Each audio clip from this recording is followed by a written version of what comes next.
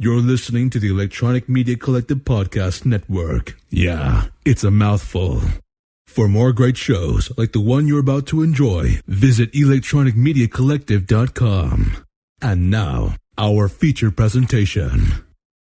Welcome to the Grawlix Podcast. I am Jesse Kiefer, and in the future, Episode 8 of Star Wars will be a cast consisting entirely of Ewoks. I'm Randall Sylvie, and in the future, all Mad Max reboots and sequels will be one continuous car chase. Yes.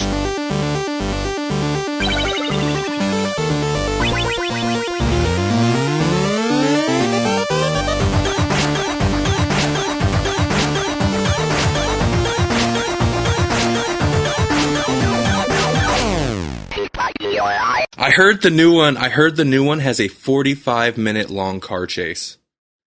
Holy cow. It's so ridiculous. That alone kind of makes me want to see it. It's just like the thing of just insane excess. Right, yeah. That's got to be half the movie or better. You would think, yeah. I thought that the car scene in The Matrix was excess. The second Matrix, where it's just like nonstop ridiculous. I mean, it's The Matrix, so you know things are going to be ridiculous. But yeah, I think that's like 15 minutes long or something. 15, 16 minutes. Yeah, it's super long, and they're just looking for a phone. Yeah. Like that's the payoff of this 15-minute car chase is hey, we found a phone. Oh man.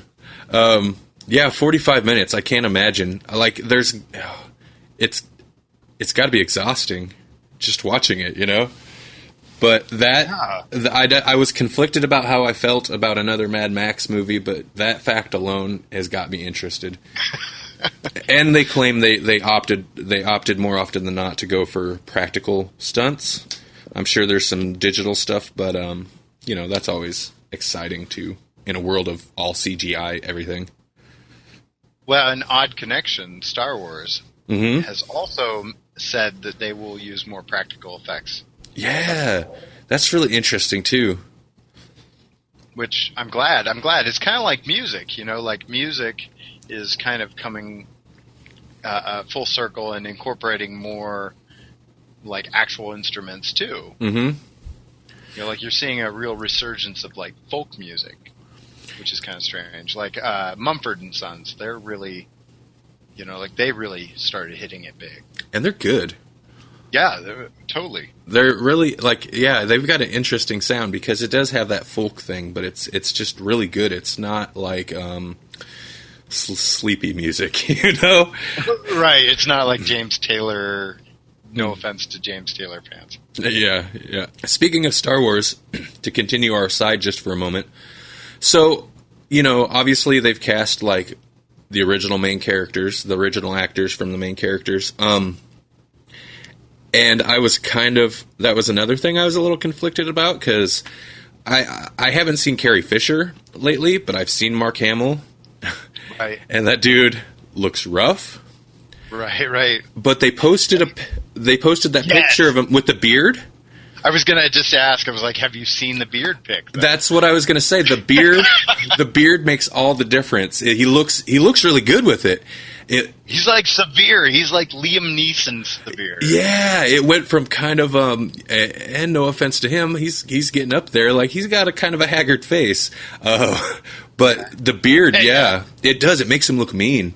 And apparently he's contractually obligated to keep that beard while they film the movies.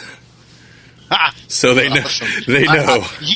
That beard has got its own Facebook page. Are you serious? I'm serious. I didn't even know this was a thing, and then I saw that picture, and I read that it had its own. That it has. I shouldn't say had. It's got its own Facebook page. That's pretty funny. That's how epic that beard is. Oh man. That's like Chuck Norris beard kind of level. It really is. It looks good. It looks good on him. It does. He should have been rocking that thing for a long time. Yeah. But yeah, that was it. I mean, and Harrison Ford, you know, we've all seen him. He looks older, but he's still Harrison Ford. Yeah, right. But yeah, that was I was really impressed the difference that beard made, and it kind of got me on board. I was like, oh, all right, yeah, this can work. And like, are the eyebrows on par with the beard? It feels like he's got like, it's like the beard made the eyebrows bigger. I don't think I ever noticed his eyebrows before, and now it's like, hello, eyebrows. Like Peter Capaldi attack eyebrows. You're right. I don't know. Because you would think they would stand out more without the beard, but maybe not. Maybe the beard just brings attention to it. Draws attention away from other parts of his face or something. I don't know. But I like Mark Hamill. He's I do too. Have you seen? I think it's Comic Book the movie. I watched. Oh man, yeah, I forgot to finish it. I watched about half or better of it one night forever ago, and I forgot to finish it. But I've seen parts of it.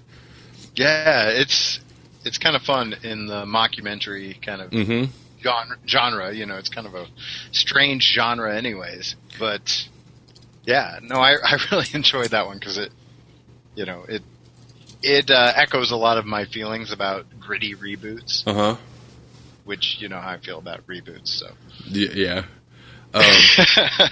He was also in this movie called Sushi Girl not long ago, and I kind of enjoyed the movie. It wasn't the greatest. It's rated R, so you know it's for adults. There's some violence and stuff, but I thought he was pretty good. It felt like he essentially played a slightly effeminate Joker, like a version of his Joker is the way a lot of times like his voice come across. But that was the like most recent thing I seen him just acting in as Mark Hamill. You know, he's just being an actor. Sure. But that's not a bad watch if you're curious as to, you know, what he's been doing in live action lately. Of course, you know, Star Wars will hit and you'll see him all over the place again. It's funny because I was just thinking, what does the Joker voice sound like when filtered through that beard? Oh man. Like, does it change? Is it more wicked? To continue following this weird aside, but also more tied into what we, you know, to comic books. Melanie and I watched the latest DC animated feature. It's Batman Assault on Arkham, I think. Okay. And what made me think of that specifically is we were talking about Mark Hamill. Now, the Joker is in that movie, but it's not Mark Hamill. And I can't recall who's doing the voice, but whoever it is does a pretty good Mark Hamill Joker.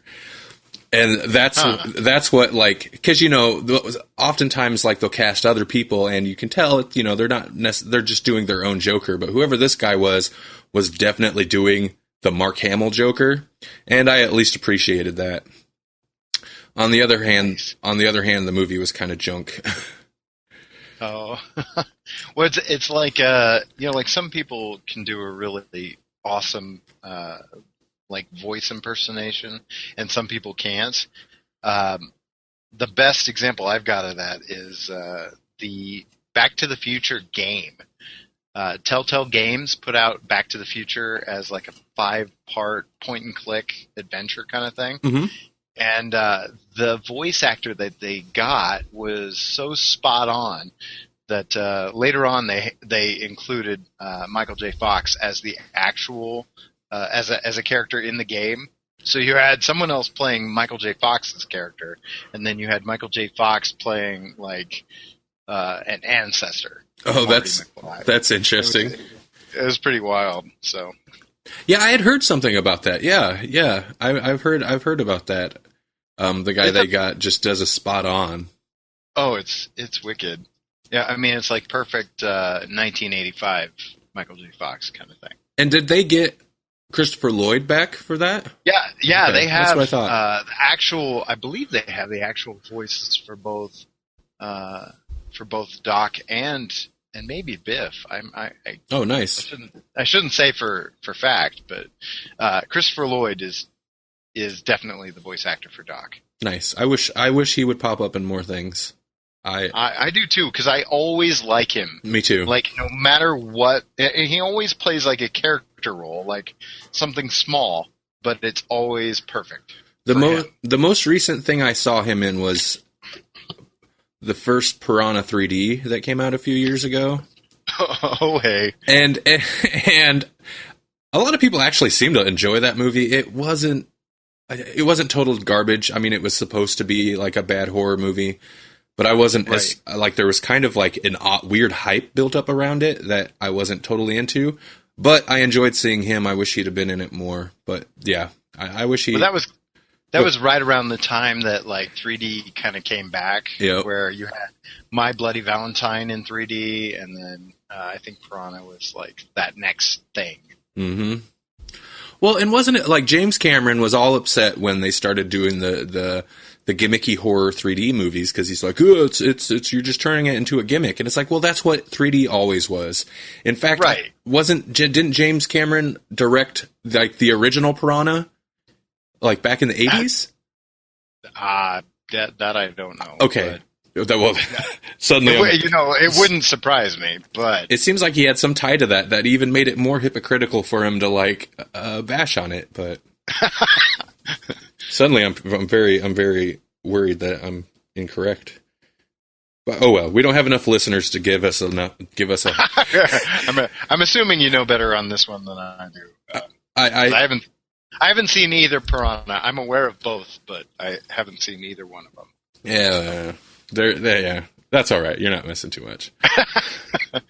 Well, I have an idea of what I would see, but I think until we get a larger listenership, it's okay if we're wrong. Nobody's going to correct us yet. I feel like after the Ozfest special, we should do like a review of Deep Blue Sea or whatever. Yeah. Oh man. We should do like at least a tweet along. Dude, holy crap. We should almost do a commentary. That wouldn't be hard to do. Like, I could bring my gear over and we could watch it and do a commentary. I don't know who would want to listen to it, but yeah, that. But I don't think I'd want to pay for it either. Like, if it's on Netflix, sure. It's probably on Crackle. But I suppose a rental would be like $1. So.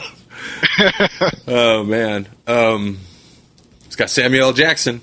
Of course, everything does. Well, there is that. Dude, that portion, like, I think that Ozfest episode was turned out pretty well overall, but that portion is just gold. That whole bit with Axton. Oh man. I don't know. No, I do. I do know how we got there because I just listened to it. But I was like, "How did we get there?" Well, I know. Yeah. Sharknado. Oh, yeah. Yeah, listener, if you don't know what we're talking about, we released a special bonus episode 1 week ago from the day this is dropping. For us, in timey-wimey land, it was yesterday. Yes. But, yeah, like, I actually probably could have released that episode earlier, but I was really concerned that the stuff with me and Melanie was really sloppy and pulled the episode down. So I trimmed it, and I had intended to record some new bits, just kind of setting up the interviews so we could hurry up and get to that. And then I was like, well, let me listen to it one more time. And I listened to it, and I was like, oh, this actually kind of works. So I just went with it. But yeah. No, I felt like it pulled things together pretty nicely, and it stayed within, like, the time. Mm-hmm. So, yeah.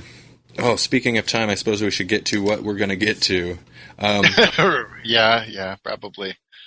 One thing we can talk about, since Melanie's not here yet, she won't really have much input on this, is my webcomic recommendation. Yes. This is essentially something that kind of got cut out of the special episode just because the audio I had recorded didn't translate well to audio. But there was this guy at the convention, and he was in both the webcomics panels that I'd went to, including that last interview that you hear on that episode is actually a webcomic panel, which was really interesting because Guy Anthony DeMarco was there. He was the panelist. He was also there with his wife, Tanya, And then for the audience, it was me and this guy, this webcomic creator. So we essentially like found this little tiny table and just sat around the table. And I was like, "Hey, can I record this?" And that was like, it was very conversational. But I wanted to go ahead and mention Doug Holverson. Doug Holverson, thank you. You're I think you're better with the pronunciations than I am. I'm guessing on that, but I think that sounds right in my head. Yeah, and he was doing this webcomic called Sci-Fi Guy. You can check it out at webcomicsnation.com/DHOLVRSN. It's kind of like his name, abbreviated a little bit.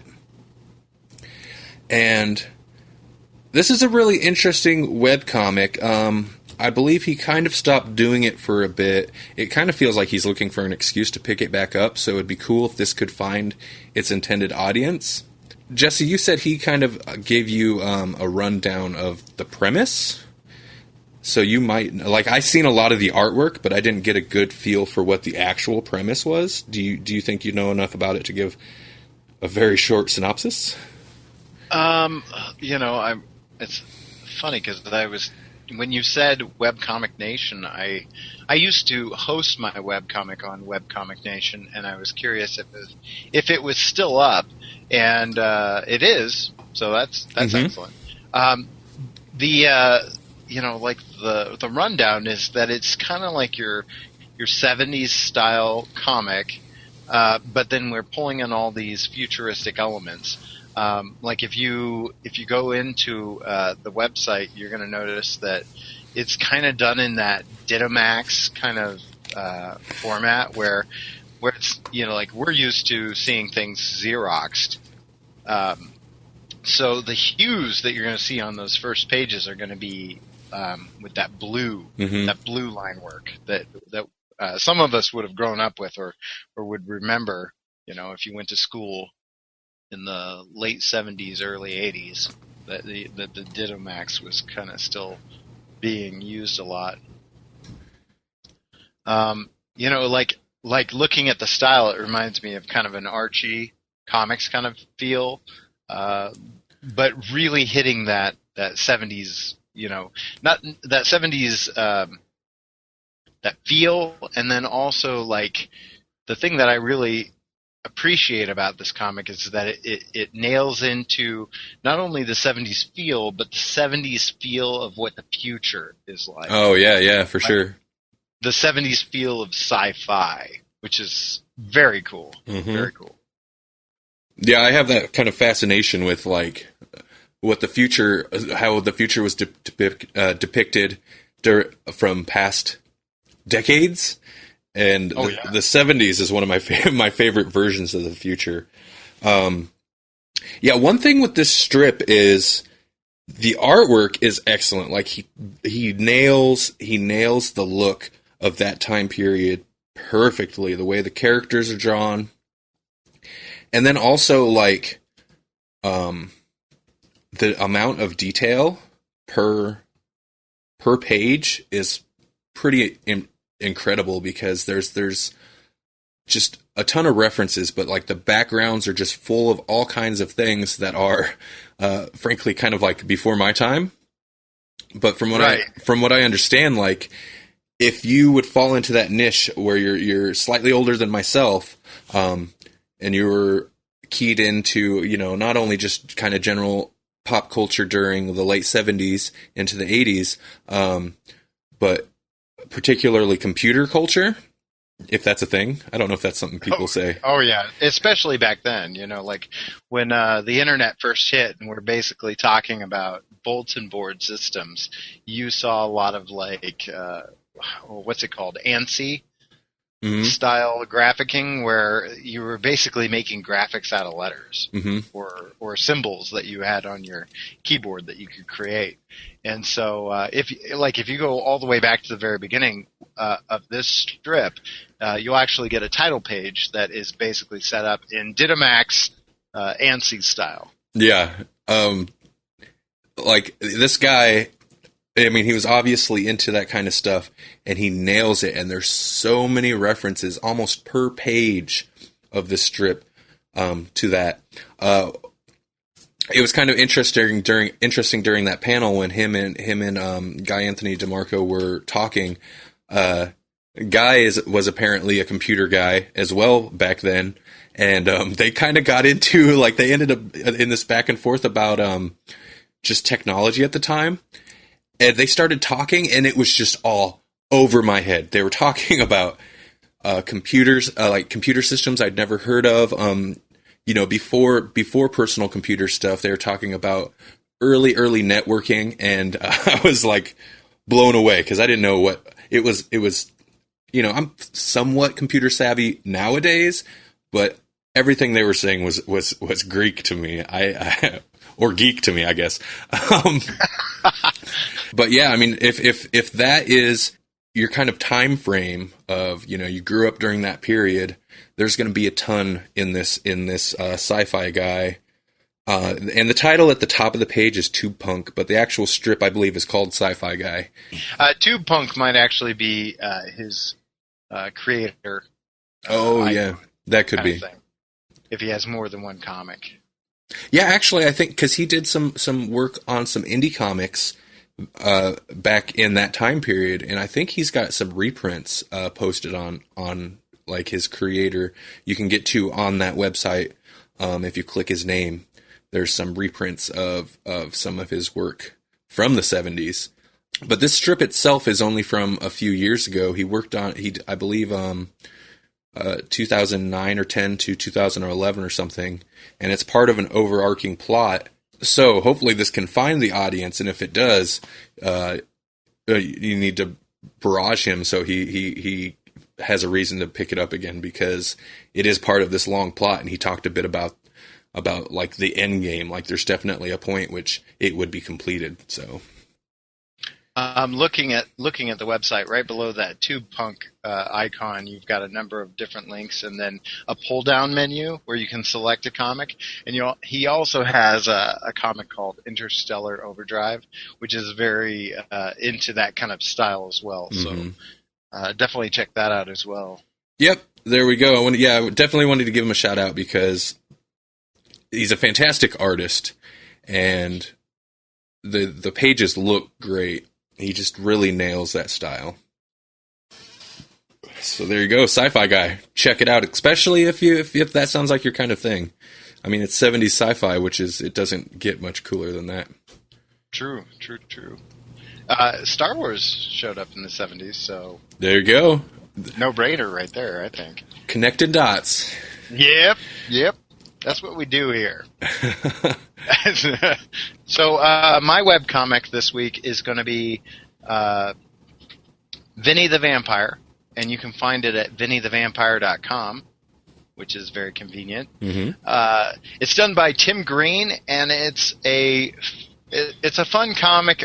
He's very inspired by source material like Garfield and Peanuts, and so looking at Vinnie the Vampire, you're going to notice that it's got that classic newspaper strip style vibe to it. And the basic premise of the strip is that you've got a suburban vampire family. So it's going to harken back to those kind of monster family style shows that you maybe remember as a kid watching Addams Family or the Munsters, but they're all vampires. But the thing that's very interesting about it is that you take these monsters and then put them in a situation where you can relate. Where you've got the little sister that's really like going to make your life miserable, and you've got to deal with your family dynamic, and like your sole kind of driving force is that girl that you've been crushing on for so long. And one of the things that I really want to make sure that I pointed out about Vinnie the Vampire is that right now he is releasing a collected volume of his work that you can get at CreateSpace. You can find the link for all of that at his website. Again, vinniethevampire.com. And the style you're going to notice is very it's simplified cartooning in the sense that it's like Calvin and Hobbes. So absolutely not any kind of an insult when I say simplified, because I have a great respect for that kind of style. Definitely recommend it. He's also one of the nicest guys you're going to meet on Twitter, and definitely recommend his work. Yeah, I just saw a post about that book just earlier today. So yeah, very cool. I enjoy that one as well. Sorry, that's all I had to contribute. But I did want to chime in. Yeah, I read that one occasionally. It's good, and I was kind of excited when I saw that he's getting the first book ready. Pretty short recommendation, because it's a concise kind of package where when you go you're gonna understand. It's got pullbacks to Garfield, it's got pullbacks to Peanuts, and if you don't like one of those two things, what are you doing listening to this podcast? Yeah, that's true. It feels classic, I think, is a good way to put it. It feels like classic cartooning. Yeah. In the best possible ways. Yes, yes. In that it relates to, pretty much everyone. Whether you're a vampire or not. Yeah, it doesn't discriminate. No.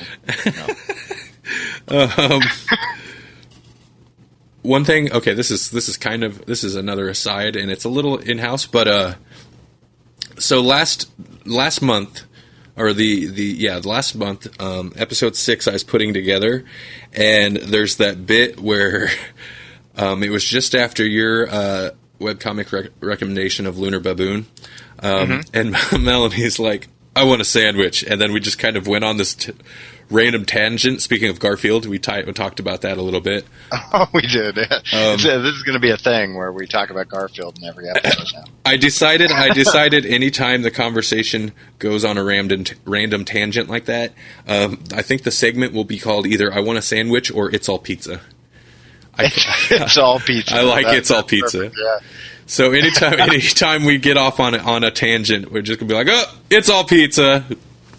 Yes. And that'll justify it, because that's now a segment. Yep. We started with It's All Pizza segment today, I think. A little bit. All right, so next we're going to talk about Cannons in the Clouds, number 1. This is a brand new series by indie publisher Alterna Comics. Probably pronouncing that weird, but it's Alterna Comics. That's how I'd pronounce it. So yeah, and this is a it'll be an ongoing digital series released bi-monthly. You can check it out on alternacomics.com. It's also available on Comixology. So if you go to their site and click on it, it'll redirect you to Comixology.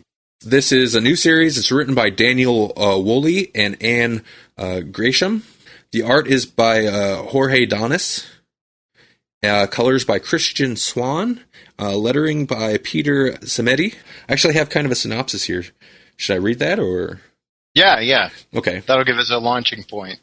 This is like their synopsis. This isn't. I'm not going to. I didn't write this up, so I won't take credit for it. Selena lives in a world of floating islands and surviving fragments of once powerful lost civilization, where she dreams of escaping the rigid rules of her aristocratic upbringing. When she finds herself on the run from a bloodthirsty conspiracy, her course collides with a young steeplejack named Rob Cadman. While Rob lacks Selena's wealth or influence, he possesses an uncanny connection with diametal, the mysterious substance that powers flying ships and fuels their entire civilization. As they try to unravel the true motives of their pursuers, the pair must join forces with unlikely allies, a crew of pirates captained by notorious Jenny Avery, to keep their world from crashing down. I'm sorry, I didn't read that very well. That is kind of actually a series synopsis, because some of that I didn't quite get in this first issue. Yeah, I was just going to say, I think, Like, so some of those characters are introduced to us at the end of the issue that we read, but some of them are not. Yeah, so. I didn't like, and the bit with the diametal, I didn't catch that at all. But anyway. Well, and I think that's probably, that's part of the overarching story, as opposed to what we read, which is kind of the basic world building kind of setup. I really liked at the beginning of this, I believe it's the first page, you kind of get the setup where she's like fishing and stuff. And then it does kind of this twisty bit where she has the fish and she goes to let it go and it's got wings. And then you go to the next page and then it like illustrates the sky world that the comic takes place in. So I enjoyed that little twist. That it was a good little pull the carpet out from under you.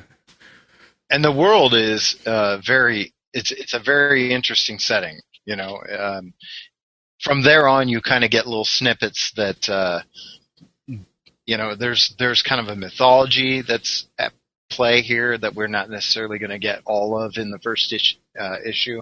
But basically, the islands or the continents, the land has pulled away from the surface of the earth, kind of thing, and everything exists above the surface of the earth for whatever reason. For whatever reason. For whatever reason. Yeah. I mean, they have their own mythology where it was like humans with their wars and stuff were too loud, and so the gods that lived under the surface of the earth got angry and, you know, launched them out. But kind of interesting mythology that the characters in that world, well, it kind of seemed like they were a little bit conspiracists type. You know, kind of an aristocrat. Like from what we're able to see, it's kind of this strange blend of caste systems where you've got this aristocrat system. You're like the people that are kind of in charge or more well-to-do, and then you've got the working class, and they aren't getting along real well. So she's kind of part of this aristocracy, at the same time that she wants to be part of that more adventurous side of life. One thing I did enjoy about this story is that it's your main character is a very strong female type character, which is definitely a complaint that people have about comic books in general, especially lately it seems like. But so you've got a very strong female protagonist. Which, funny enough, that's one of the arguments that they have had about Star Wars, the new episodes going forward, is that, it looked like the only female role was going to be Carrie Fisher's, that, Princess Leia role. And then they slowly started to leak more of those strong characters were going to be involved in the new Star Wars movie, which, again, total tangent here, but it needs, it's one of those things that's kind of important right now, is that we've got all these movies and media that's coming out, and some of these female roles do feel like they're being slighted. And so in that regard, this comic is really doing a nice job of exerting itself with those strong female characters. Yeah, for sure. Beyond just even the main character, it feels like there's definitely there's at least one other strong female character introduced towards the end of this that feels like that will definitely play a role. Well, and even the role of the mother, who is often, the mother role is often going to be kind of this misguided, or at least initially feels like they're misguided. That role of, we're going to protect you and you need to do this, and you need to be a part of the world in this certain way because I care about you and I know better than you. That kind of situation. Even the mother exerts that strength of character, although maybe misguided. Yeah, exactly. She definitely seems like she's coming from the point of view of, like, this is just how within our society we have to work, regardless, When there's consequences if you don't. Your involvement in the games affects the society as a whole due to perception. Kind of tying back into that class situation that is clearly going to be a situation, a part of this world that's been established. I thought the artwork, there was some very interesting decisions for layout design. Like there's the race, there's like this kind of, you mentioned it a little bit before with the games. There's like this race game they play in which that page feels like it's laid out sideways, but the word dialogue, the word balloons were right side up. So there's definitely some interesting and unique layout and design decisions. And it has kind of this raw feel because everything, in order to give you that atmospheric quality, you got to kind of pull back. And any time that you pull back, perspective-wise, you're going to lose detail in order to create kind of this grand scope or landscape type of feel. And that definitely becomes a case in this world that they've created. In particular, I can't help but think of, like, you mentioned that fishing scene at the very beginning. Yeah. I cannot help but think of horrible Super Mario Brothers levels where you got the flying fish. You got the flying fish coming at you from all sides. Like, so like, whereas I like this issue that we read, I also have trauma that's connected to Super Mario Brothers. Oh man, when I think about it. That's funny. So now I dare anyone not to think of flying fish when they read that. Yes. Oh man. I think that people are going to enjoy this series. I'm definitely interested in where the second and like future issues are going to take us. But yeah, Super Mario Brothers. I'm interested in the the adventure aspect of you've got this. It feels like a seafaring, swashbuckling pirate adventure potentially coming up, all set in the sky with like flying sailing ships and stuff like that. So definitely an interesting world. So yeah, steampunky without being steampunky. Yeah, good way. Yeah, exactly. That was Cannons in the Clouds #1. Check that out. It's on Comixology. So there you go. And check out Alterna Comics for sure. Yeah, they put out some really cool looking stuff. And I believe it's this is also available through Diamond, isn't it? Oh, is it? See, I'm not sure. It might be. That I'm not sure about. I know it came out the 13th of last month for the listeners when they hear this digitally, but I'm not sure about physicals. Well, if you're interested in that, then the best thing to do if you're interested in a print copy of anything that's available through Diamond is just to ask your local comic book shop. Yep. Support local. Support local. Do it. Oh, what else? Let's see. We've got the two main things. Swamp Studies, if we have time for that, and then of course the poll list, which we actually got.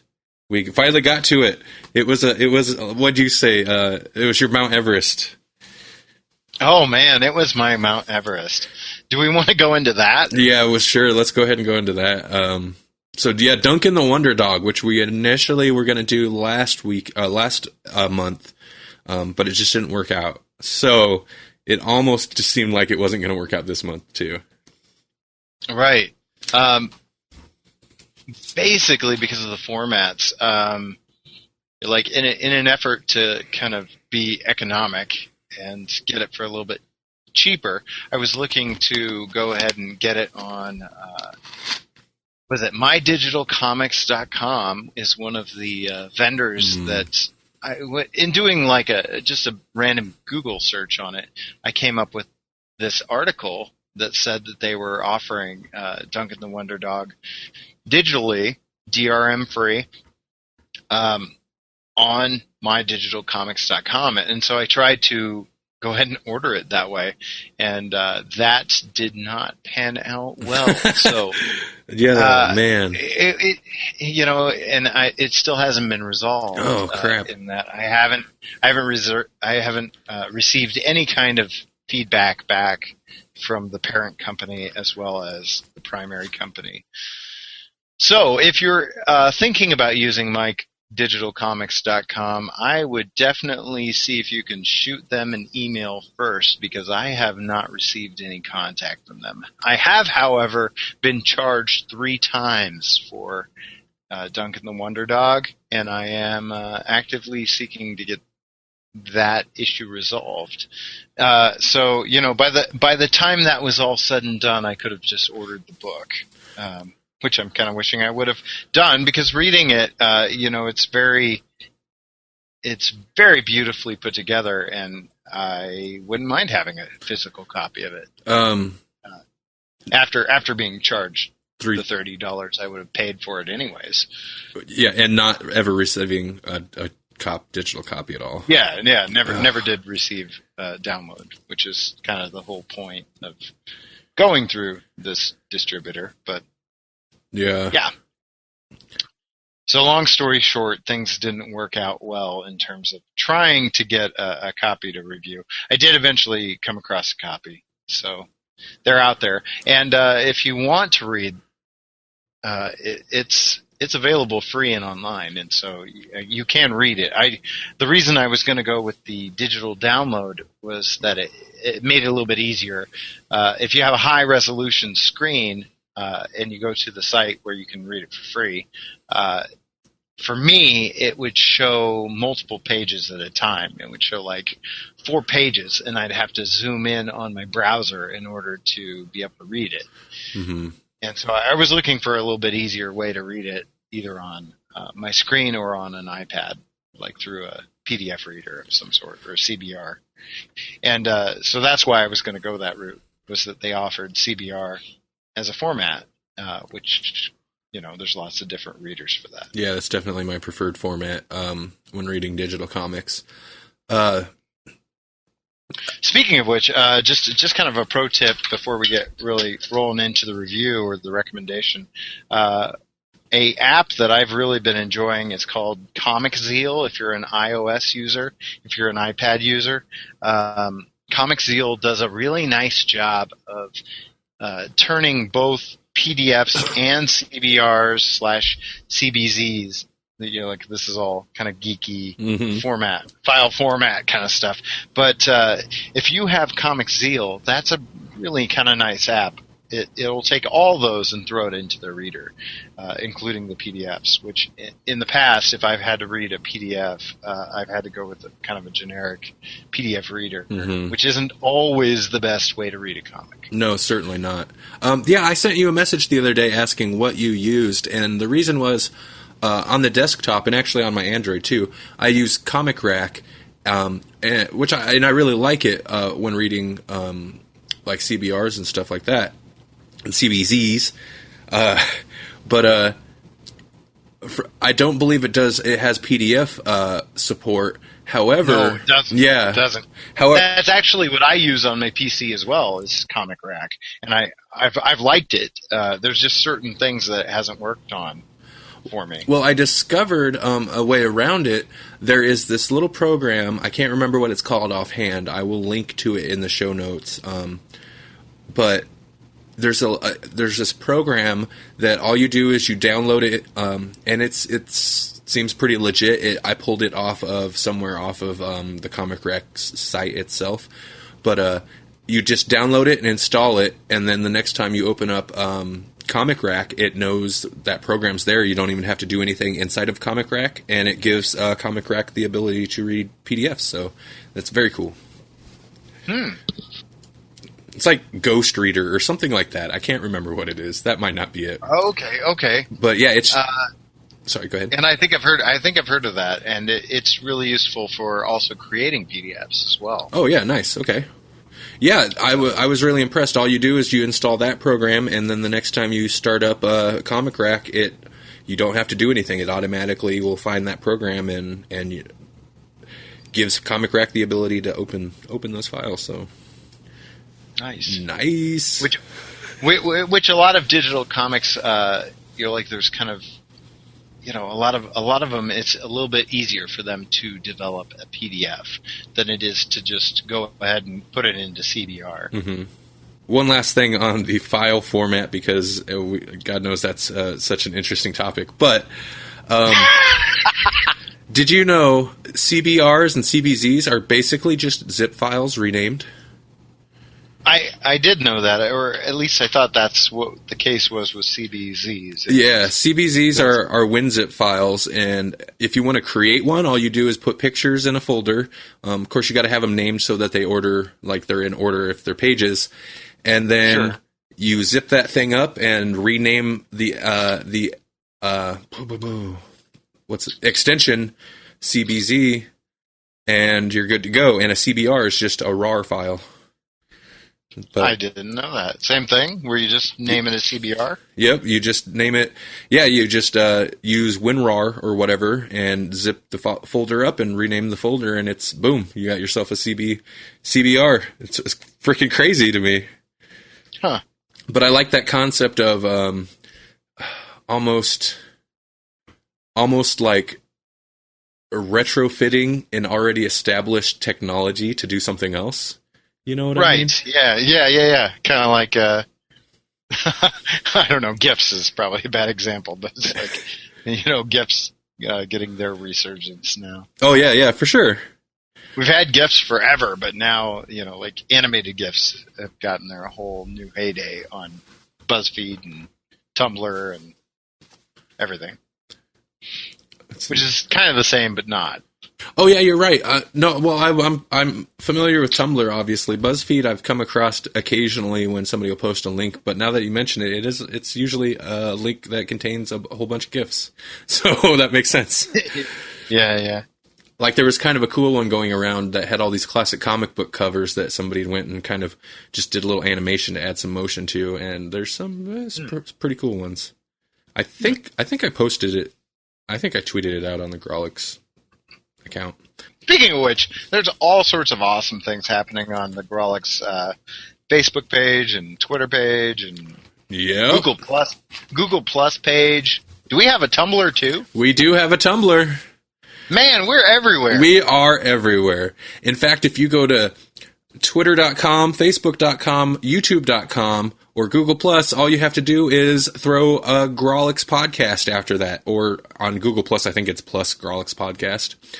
And you will be barraged with a wealth of interesting comic book information, facts, and random fun. and by wealth, we mean references to Deep Blue Sea. Yes, that is exactly what we mean.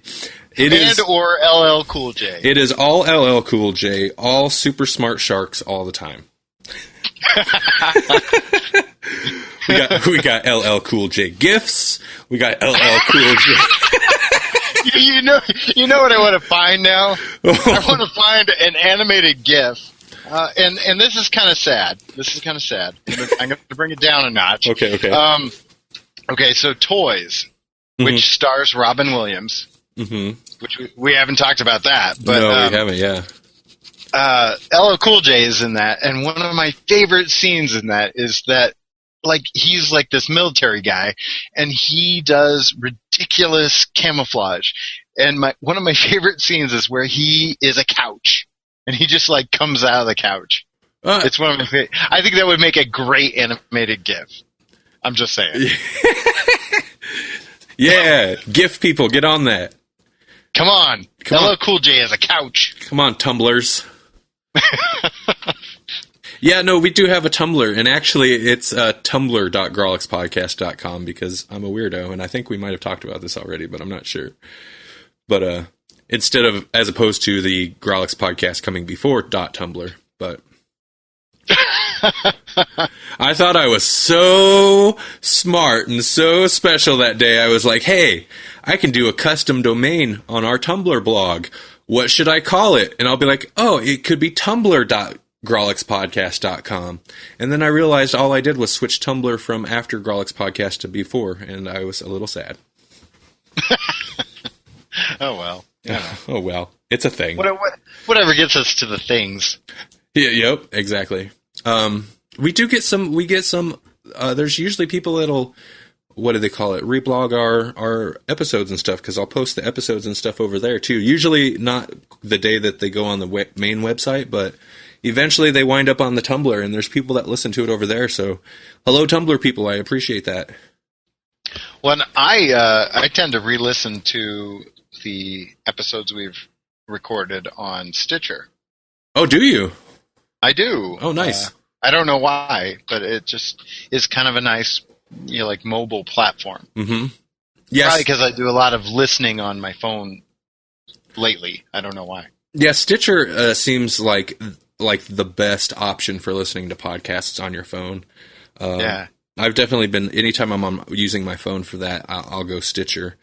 So I'm glad to have our stuff up on Stitcher. Sometimes I worry maybe our stuff's a little too spread out, but I don't think that's possible. The more exposure is better. It just makes it hard to keep track of downloads and listens. Right, all the places that we need to be. Mm-hmm. If you're listening to this on some random place, did you also know you could listen to this on the Grawlix Podcast website, on iTunes, on Stitcher, on Mixcloud, on YouTube, even on Tumblr? Actually, I think yes. that we are everywhere. Okay, so side tangent. On the way to work today, I'm listening to the radio, and I hear this commercial, and the commercial says that the biggest event of the season just got bigger. Oh, whoa. Right? And so, like, I started to think about that, and I was like, okay, wait. So basically what you're saying is you're still the biggest. Yeah, right? Yeah. Are you like, so if you're the biggest event of the season and you're bigger, but you're still the biggest. Kind of splitting hairs and very narcissistic. Yeah, like, in case you didn't know, we're still the biggest. We're the biggest, we're the best, but now we're even more best. So then I started to think, like, is there some kind of census about this? Like, well, Iowa State Fair, they're definitely the biggest. They're definitely the biggest. They are the biggest event of the season. And then it's like, well, if the biggest event just got bigger, like, how did they do that? Like, are they like 10% bigger, or did they basically offer one more thing? One more, because technically that is still bigger. Right. So, like, okay, so now we're the Iowa State Fair, and we offered deep fat fried Snicker bars. Now we offer deep fat fried Rocky Road Snicker bars. Oh, wow. The biggest event of the summer just got bigger. And, so did, and by the way, folks, so did your waistline. Yeah.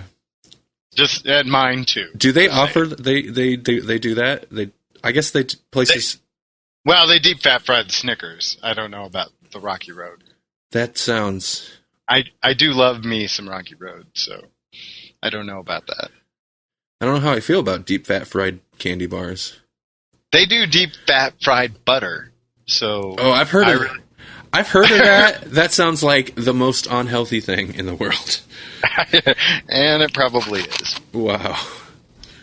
So yeah, that was a total tangent. Hey, it's all pizza. It's all pizza. Yep, that's how that works. I really want a sandwich. I guess we should get to it. Hopefully Melanie will get here very soon because she read this thing yesterday. The whole thing. What? Yeah. Well, okay, so I feel like we should wait then. That's Herculean. It is. Okay, well, how about this? We will launch into some Swamp Thing. She'll be okay if she misses some of the Swamp Thing. Okay. And Duncan was kind of her pick, so. Oh yeah, it was totally her pick. I was feeling the pressure because you and I both were having trouble, and I know we were concerned about getting it read in time because Duncan is like 380 pages long. And it came to Sunday night, and she'd been hooked on this anime series, so that's pretty much like what she's been doing for the past several days. And it was Sunday night, and I'm like, you haven't even started this thing. Are you going to be able to read this in time? And she's not here yet, so I can say it, but I was like, I got kind of mad because I was like, this is your pick. This is the one you wanted to do. Me and Jesse are stressing out about this, and you haven't even started it. But she boom, blew through it in a day. So, wow. But I can't even imagine that. It took me days. Yeah, I did it 3 or 4 settings, and even that was stretching it. There was a couple. I was into it, but there was a couple times I was like, "Oh, I just don't want to read this one thing all night long." Yeah, I need to take a break. Yeah. Well, and you had even said, if we're not going to do this on Tuesday, I'm going to take a break. I'm going to stop reading it. Yeah, no, I totally get that, but no, I don't want to stretch this out any longer. No, and I'm glad we got it done. Okay, but we're not going to talk about that. We're going to talk about Saga of the Swamp Thing. We're going to do some Swaga. Saga of the Swamp Thing, Book 3, written by Alan Moore, obviously. That is why it is so fantastic, and we are talking about it. Plus, it's Swamp Thing. And it collects issues 35 through 42 of Saga of the Swamp Thing. Good. Those are the ones I read. Good. That's very convenient. Yeah. This, I want them all in hardcover, but this is the one I actually have hardcover, and I really regret not thinking to bring it to you at Ozfest so you could just have the hardcover, because it's just a much nicer reading experience than doing the digital. It's a really nice book, and the hardcover, like, the reprint is pretty, very faithful, but it's also really clean. They really cleaned it up compared to some of the maybe less than reputable scans I've come across in the past. Sure. So Saga of the Swamp Thing, I'm going to try to be a little more succinct with the summaries, despite the fact that Comic Vine, where I usually pull some of my summary information, has paragraphs and paragraphs about one issue. Oh, yeah.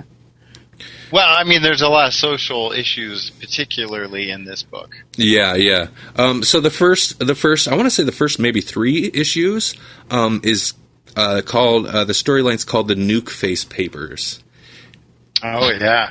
And I don't know why. I should really reread it again. This is one of my least favorite of the stories, only because I find toxic waste and what it does to people very bothersome. And I mean, and I blame personally for my other than the fact that it is very bothersome. I blame RoboCop, the movie. Oh, because I saw that maybe when I was a little too young to see it, and that bit where the dude gets the toxic waste poured on him. That's the kind of thing that is always never gone away for me. Right? Yeah. That's one of those things that sticks. It does stick.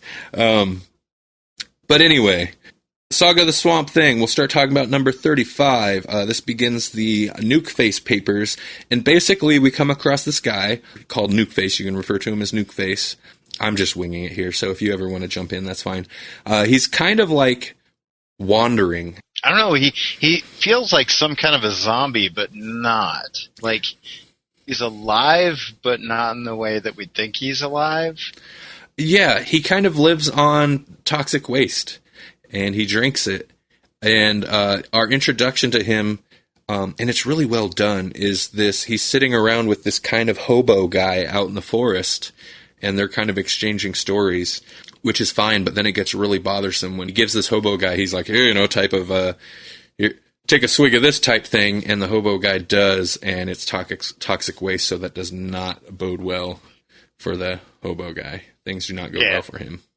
That's pretty much the end of the conversation. Yeah, exactly. And then it's just Nuke Face talking. So you get the backstory of him, and yeah, this is very, like, occasionally Alan Moore with the Swamp Thing stuff gets into, I mean, it's Swamp Thing, so there's always the theme of, like, environmental issues is always kind of a theme. But here it's, like, potentially at the most forefront in any of the Swamp Thing stories, I think. And I think the most important thing about this, like these first couple issues, is that at one point Nuke Face comes in contact with Swamp Thing and lays hands on him, and it basically kills him. Yeah, no, this is super pivotal. Yeah, thank you. Yeah, I was going to say that. It really is. I mean, there's a couple really pivotal things in Book 3, but specifically Nuke Face Papers. Yeah, you establish Swamp Thing dies. I mean, technically for the second time in Alan Moore's run. Swamp Thing is killed, but then that's where we have that's where we get the reveal, and Swamp Thing discovers that he can leave his body, which has been destroyed by this by contact with Nukeface, and he can leave his body and go into the green and potentially grow a new one or inhabit a new body. Yeah, pretty much whenever he needs to. Mm-hmm. It's kind of like established as one of his abilities. Yeah, and this is where we first get that. So, also, the first laugh out loud moment for me in the Swamp Thing. There's like 2 laugh out loud moments, and this is one of them where when Abby finally comes, because Abby's come across the decimated husk that Swamp Thing had left. And is obviously, upset about that. Well, she eventually comes across Swamp Thing. You start off small. So he starts regrowing himself, and it's pretty slow process. But when she comes across him, he's just this tiny little plant, this tiny little thing. And at one point, he goes to talk to her because he grows a mouth. She's like, "What is that squeak?" And she starts laughing because apparently his voice has got a little tiny squeaky voice. And that cracked me up to no end. That's one of my favorite moments. Right. It's one of the most fun. Because you imagine him with like this helium voice or whatever. Yeah. And she cracks up. That's a good moment. There's some really good writing there talking about his experience, like trying to grow this new body and talking about the light. He tries to grow eyes and the light stings.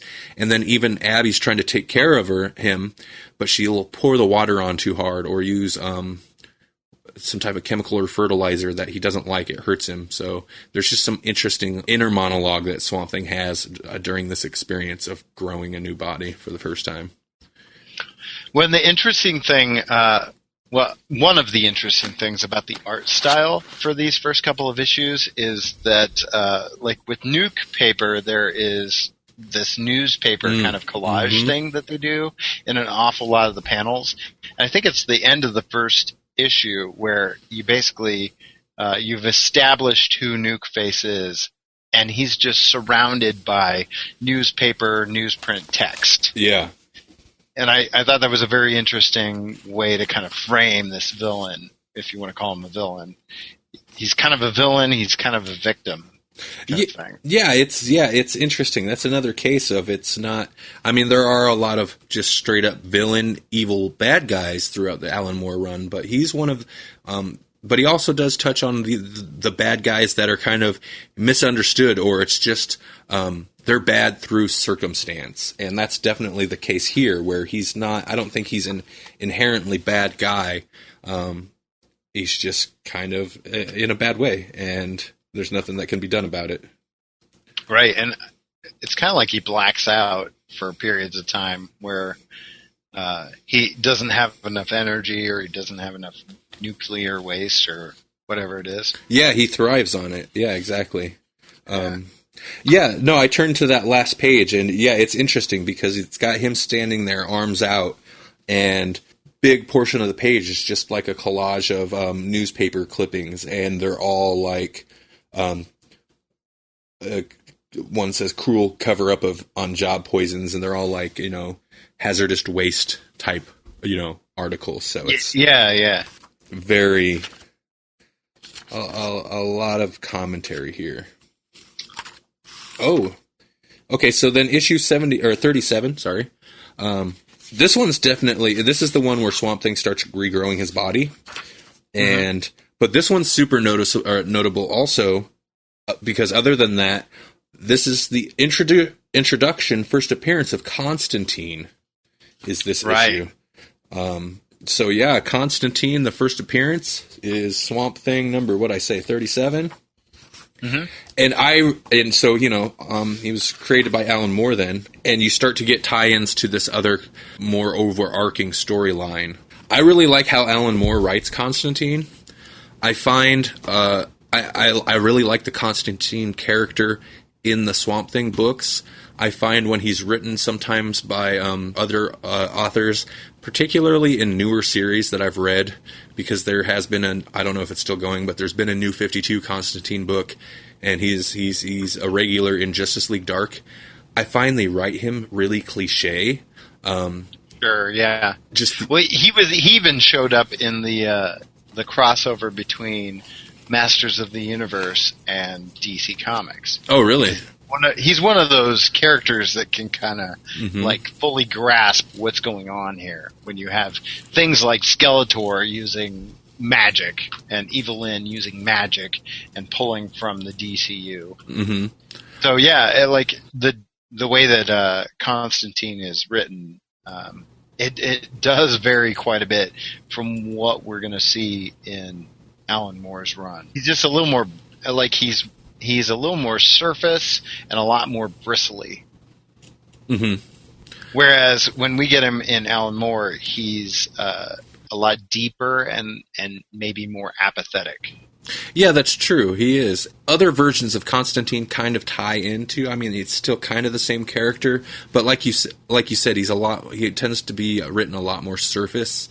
And then there's just things that really bug me, like the cliche written British dialogue where every other word is love.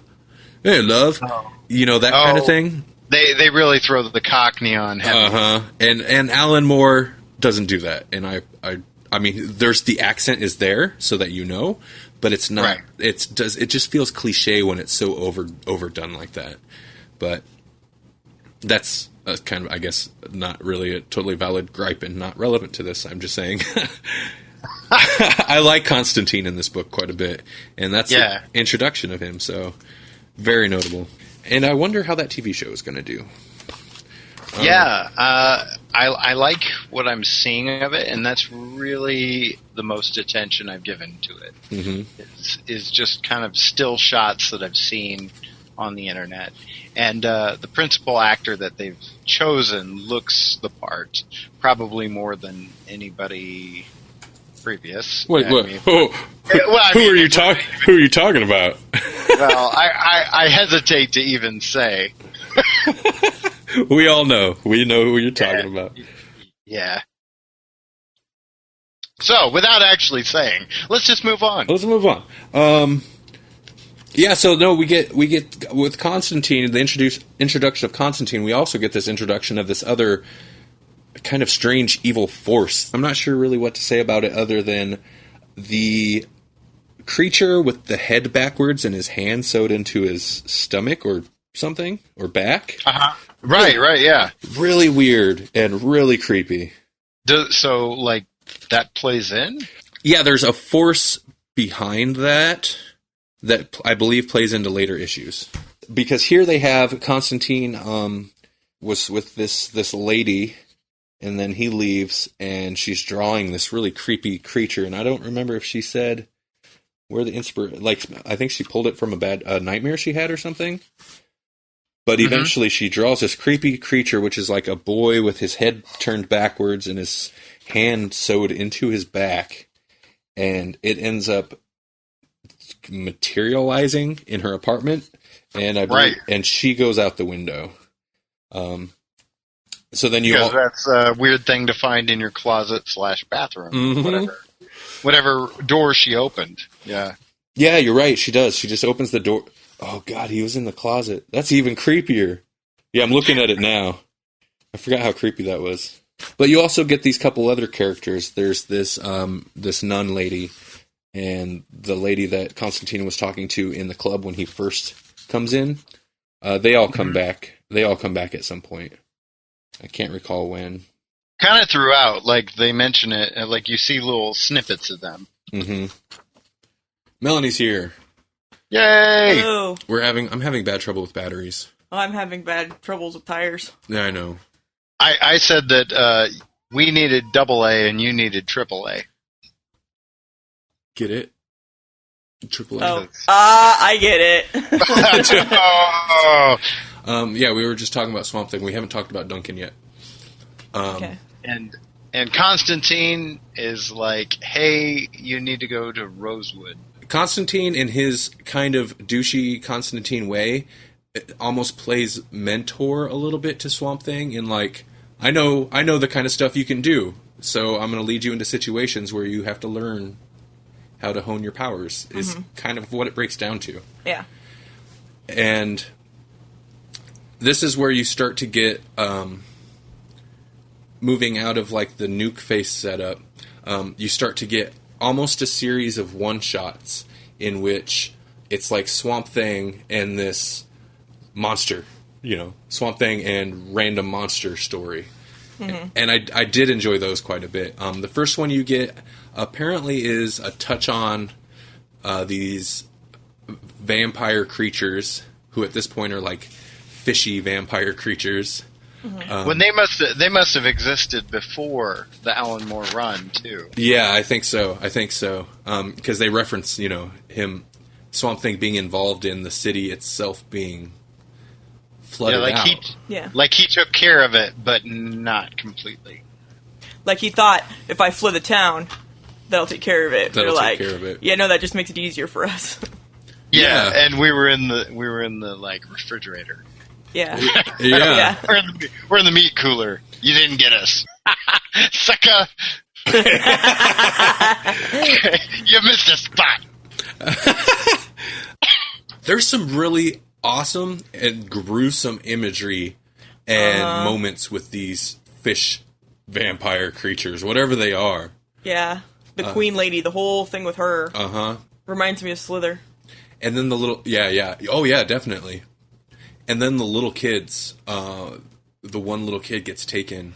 And that's, I don't know, it's just really interesting because it's fish vampire type creatures. I don't know if that's what they were, but that's what they seem like, fish vampires. They're humanoid, but they almost seems like rapidly evolved to live in this underwater, flooded out ghost town of a city, or a small town. And, it's a really interesting story, this and the couple of issues that follow, because it really is just like this kind of one-off monster story, but it's not just a, here's a vampire creature, here's a werewolf. There's always some really bizarre and interesting spin on the concept itself. But and the way that they're rendered kind of is like Merman meets vampires from Salem's Lot. Yeah, exactly. Which one comes after the water one? Actually, it looks like that might be two issues. Yeah, because it's at the end of the first one. It says next fish story. Okay. He does a nice job of kind of weaving that in, where like the story gets bigger and bigger, kind of thing, and that's where Constantine kind of like chides him. It's like an actual fish story. You were supposed to like squash this before it got big, and you didn't, and now it's going to be like an actual fish story where things just get bigger and bigger and bigger. Yeah, and I was going to mention, looking at through the book again, when you were talking about the rapidly evolving. That's like totally what's going on, because some of the creatures don't look very not humanoid at all. Yeah. The hatching or whatever was insane. And I'm assuming you guys already addressed the him learning how to the body. Yeah. That we talked about that a bit, and one of my favorite moments with the little voice where Abby's like, "Is that your voice? What was that squeak?" I love that. Yeah. And then this is book 3 also has the werewolf one, right? Yeah. With the Red Lodge. That Randy loves to bring up. I love the Red Lodge. It's so bizarre. He's like, go in the Red Lodge, Melanie. And I'm like, Randy. I'm going to beat you. I wish I could turn into a werewolf so I could destroy you. Red Lodge, too soon. Yeah. Okay. No, it's and this is another example of like, so you've got this werewolf story, but it's not just a werewolf story. It's tied into menstrual cycles and this like strange ancient like lore of the Red Lodge, and the title of it is The Curse. Yeah. So yeah. so bizarre, but it's interesting. And this whole book is kind of like turning things on its ear and making things more elemental. Like the vampires now are like water-based elemental, almost force, and that's not a thing you would ever think to associate vampires with. No, not at all. Yeah, good call. And then like werewolves and the menstrual cycle. What? Kind of a strange connection, but it worked so well. It does, especially because, you think moon cycles, menstrual cycles, whatever. It's all connects monthly, together and things. I like it. And this Red Lodge really stuck with me. I know it stuck with me. I was so excited. I didn't realize that was in book 3. I was so excited to get to that. I guess just so I could flaunt fun. I could flaunt what a jerk I am to my girlfriend sometimes. Yeah. Anyway, Red Lodge. Welcome back to the show, ladies. Welcome back to the show. This is a clean language show. It almost felt like the husband was such a jerk that it almost started to feel cliche. But, and I don't know if maybe that was just to be like, well, this is just an example of, that kind of abusive relationship. But it's a tragic story, if I remember right. It doesn't go well for the woman, right? She doesn't go well for anybody. No. She doesn't end up killing her husband, though. No, but how's she come out? Oh, she does not. Yeah, she's a werewolf. They're gonna lock her up or something, I'm sure. Yeah, so it's definitely a tragic story, and it's not even like just a the husband's a jerk and it's a vengeance type story. It's just kind of a woman pushed to the edge and lashes out, but it's not even in a vindictive way because she doesn't want to hurt anybody after she's turned into this werewolf creature. So that was she should have. Well, yeah, he was a huge jerk. Tore his throat out. but she was also a good person. Yeah. And that's kind of a classic theme of werewolf stories, period, is, it's a good person or he's a good guy, but he's got this, it's the curse in a different way. Yeah. Which, like Stan Lee kind of takes and turns on its ear with the Incredible Hulk, where you've got Bruce Banner, who's like, he's really just kind of a normal, almost subdued kind of guy, and then all of this is bubbling under the surface and creates this gamma irradiated monster. Oh, go ahead. No, I was gonna say, and also with the whole menstrual cycle thing. See, that's women are good people. It's just sometimes we have things, hormones that turn us into monsters, and you just have to deal with it for a little bit. You're not the best person to ask because a good example is last month when we were like, oh, there's these feminist feminist panels at the convention you could see, and you're like, eh. But yeah. Do you think? Because obviously the story is about, in a way, like persecution of women, specifically for this menstrual cycle thing that men don't have. Yeah. Do you think the story comes across that way, or does it come across at all? Like, I'm just wondering if people could interpret it in kind of a sexist way. I mean, it definitely seems supportive of women. The story is that the way you took it? Yeah. Okay. Well, I was fishing for something that I guess wasn't there. And I was just trying to open discussion because you're a woman. I know. Let's get your womanly take on this. I can't. I'm not representative of women. In fact, like recently, I was like, I kind of wish the Red Lodge was real, then I wouldn't have to go to work. This is bullcrap. I should just get to sit at home and do nothing the entire week. Get in the Red Lodge. No one will touch you. We'll just put a plate of food in there once in a while. And chocolate. Chocolate.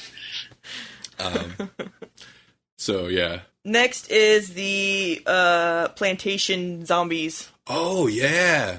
So you go from gender studies to race studies. Yeah, like he really, it's it's so fascinating because it's like I said, it's a one-off of, you got classic monsters, you got vampires, werewolves, zombies, but they're addressing these other issues, which a good horror ideally would do anyway. It's also a turn. I mean, I guess Swamp Thing's always kind of horror, but it's a turn. It's like strictly into horror. Like, this is a horror story. Mm-hmm. And I really like this. I thought it kind of got a little tedious at points, this story with the plantation zombies. Mm-hmm. It just felt like it dragged a little bit. But overall, I really liked the story. I thought it was interesting. You've got a lot of kind of horror conventions going on within it. You've got the almost possession of the actors. Yeah. You've got the zombies, which is kind of a zombie, kind of a ghost. It's almost, they're zombies, but like almost from more of a ghost haunting type. Yeah, they're not like brains. They're like, this is my land. Yeah. It's interesting in the same way that the last story arc is interesting, because I wonder how it's interpreted. Yeah. You know, I mean, I want to be sensitive in how I respond to it. Well, and that's kind of what I was unsuccessfully fishing for from Melanie in that last story, because it addresses these issues, and obviously I was wondering how that comes across from someone who lives those issues, who, you know, like I think it's done super sensitively, mm-hmm. and I think it's done very well. Mm-hmm. But I also am not in a place to really comment on it. As a white male, I'm just curious right. as to how. Exactly. Yeah. Exactly. Yeah. Like, I think Alan Moore as a British author does remarkable. Mm-hmm. But I don't know. And I love the artwork in these, especially this plantation zombie story, because it's just, the artwork is so well suited to almost like the gothic horror type thing. Which you get a little bit with the plantation, even though it's modern day, well, 1980s modern day, but it's on an old plantation with a big old plantation house with the big ranch porch and all that, and there's, you know, actors dressed up in that certain period, so it kind of lends that tone to the story, and obviously it harkens back to slave days with the ghosts or what have you. In fact, isn't the movie that they're making based on something that happened there? Mm-hmm. I thought so.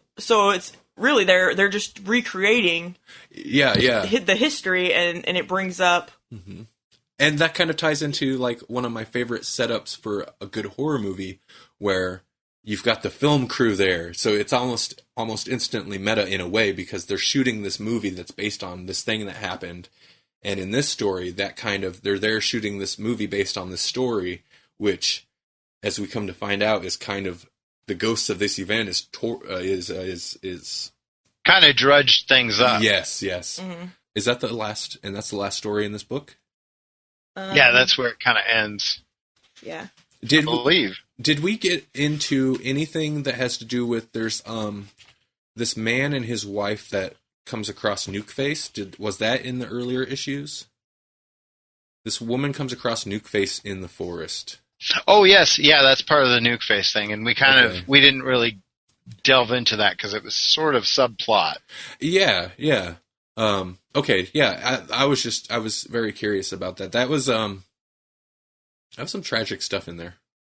It was subplot, but it was also origin. So I mean, mm-hmm. Yeah. Mm-hmm. Well, the whole thing is tragic. Like, with the last story, even, the actors are just freaking innocent bystanders, basically, and that one guy gets, like, flayed or something. Oh, it's yeah. ridiculous. Horrible stuff. Yeah, and he kind of loses his mind. Yeah. Because it's not, like, an actual knife, so he's only, like, gets part of his face kind of messed up. But then the main possession, that guy basically gets burned in the house. Yeah, and he, like, he never comes out. Mm-hmm. And it's not his fault. He was possessed. Yeah, I know. Yeah. So yeah, lots of tragedy. They're throughout. Pretty heavy stories. Mm-hmm. In all the stories, in all those storylines in this, yeah, there's definitely some heavy Huh. Can I read a line? It just happened to be on The page you're on, yeah. and it's a really good line to sum up that particular story. But it says, "The dream of a dead place, fondly recalling old and cherished horrors." Yeah. Yeah. Yeah. It's great. It's good writing. Yeah, I know. Moore's excellent at... I need to read more Alan Moore, but... He just gets social issues kind of in general. And it's weird because he's such like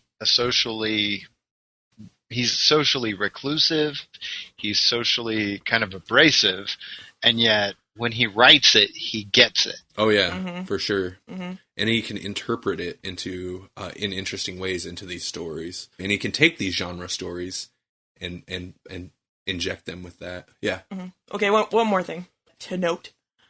That all of the stories kind of go well with the Swamp Thing character also, because they're all kind of things that started a long time ago and then grew out of, these little kernels that got planted in the past, and then they grew into these big issues. You're right. That he's going to have to deal with now.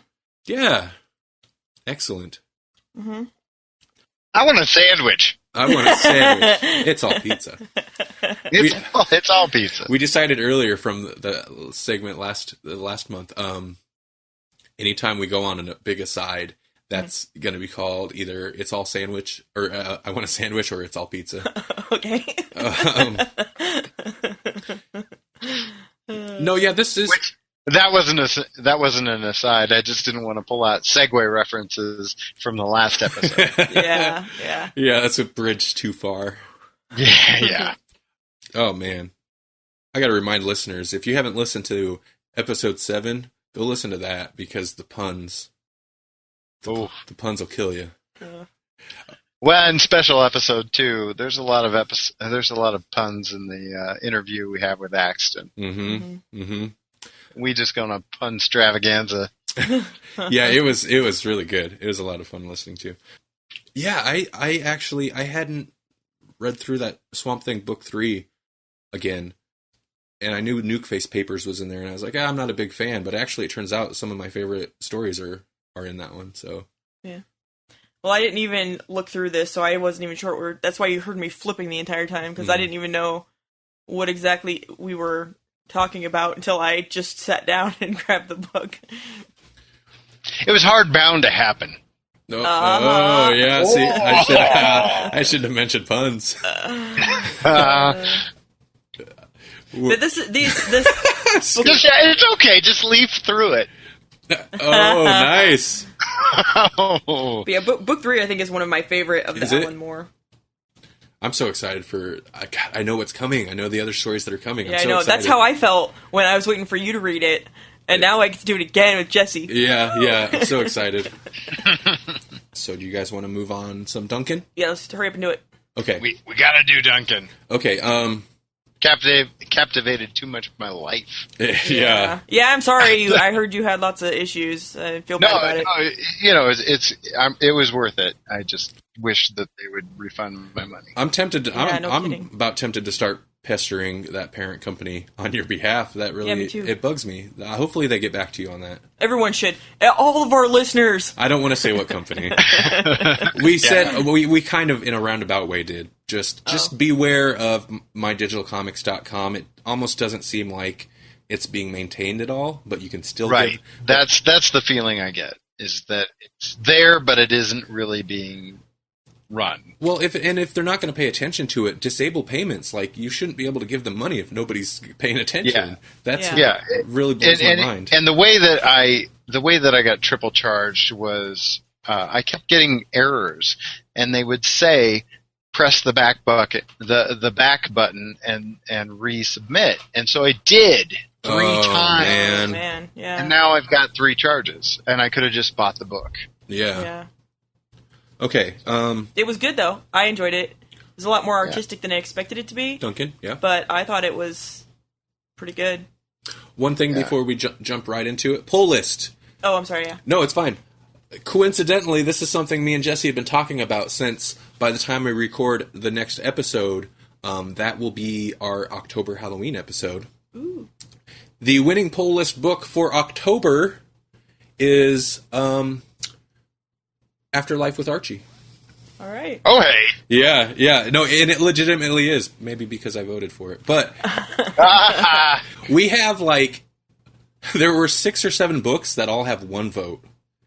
So it's a huge tie. So I was like, well, we're going to need a tiebreaker. And me and Jesse were talking about this one. So I voted for it to push it over the edge. Legitimately, I get my own vote once in a while. Mm-hmm.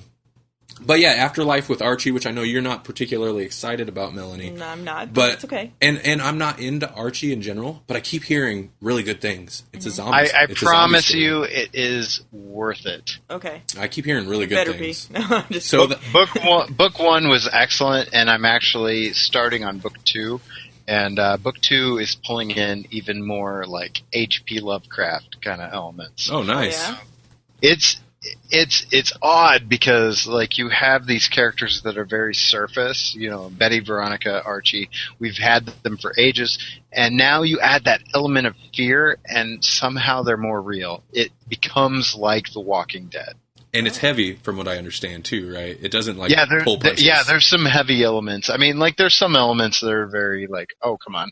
But I mean, it's true to everything. It's true to the zombie genre, and it's very true to the Archie's genre and the Sabrina the Teenage Witch genre. So I think it's gonna be very enjoyable.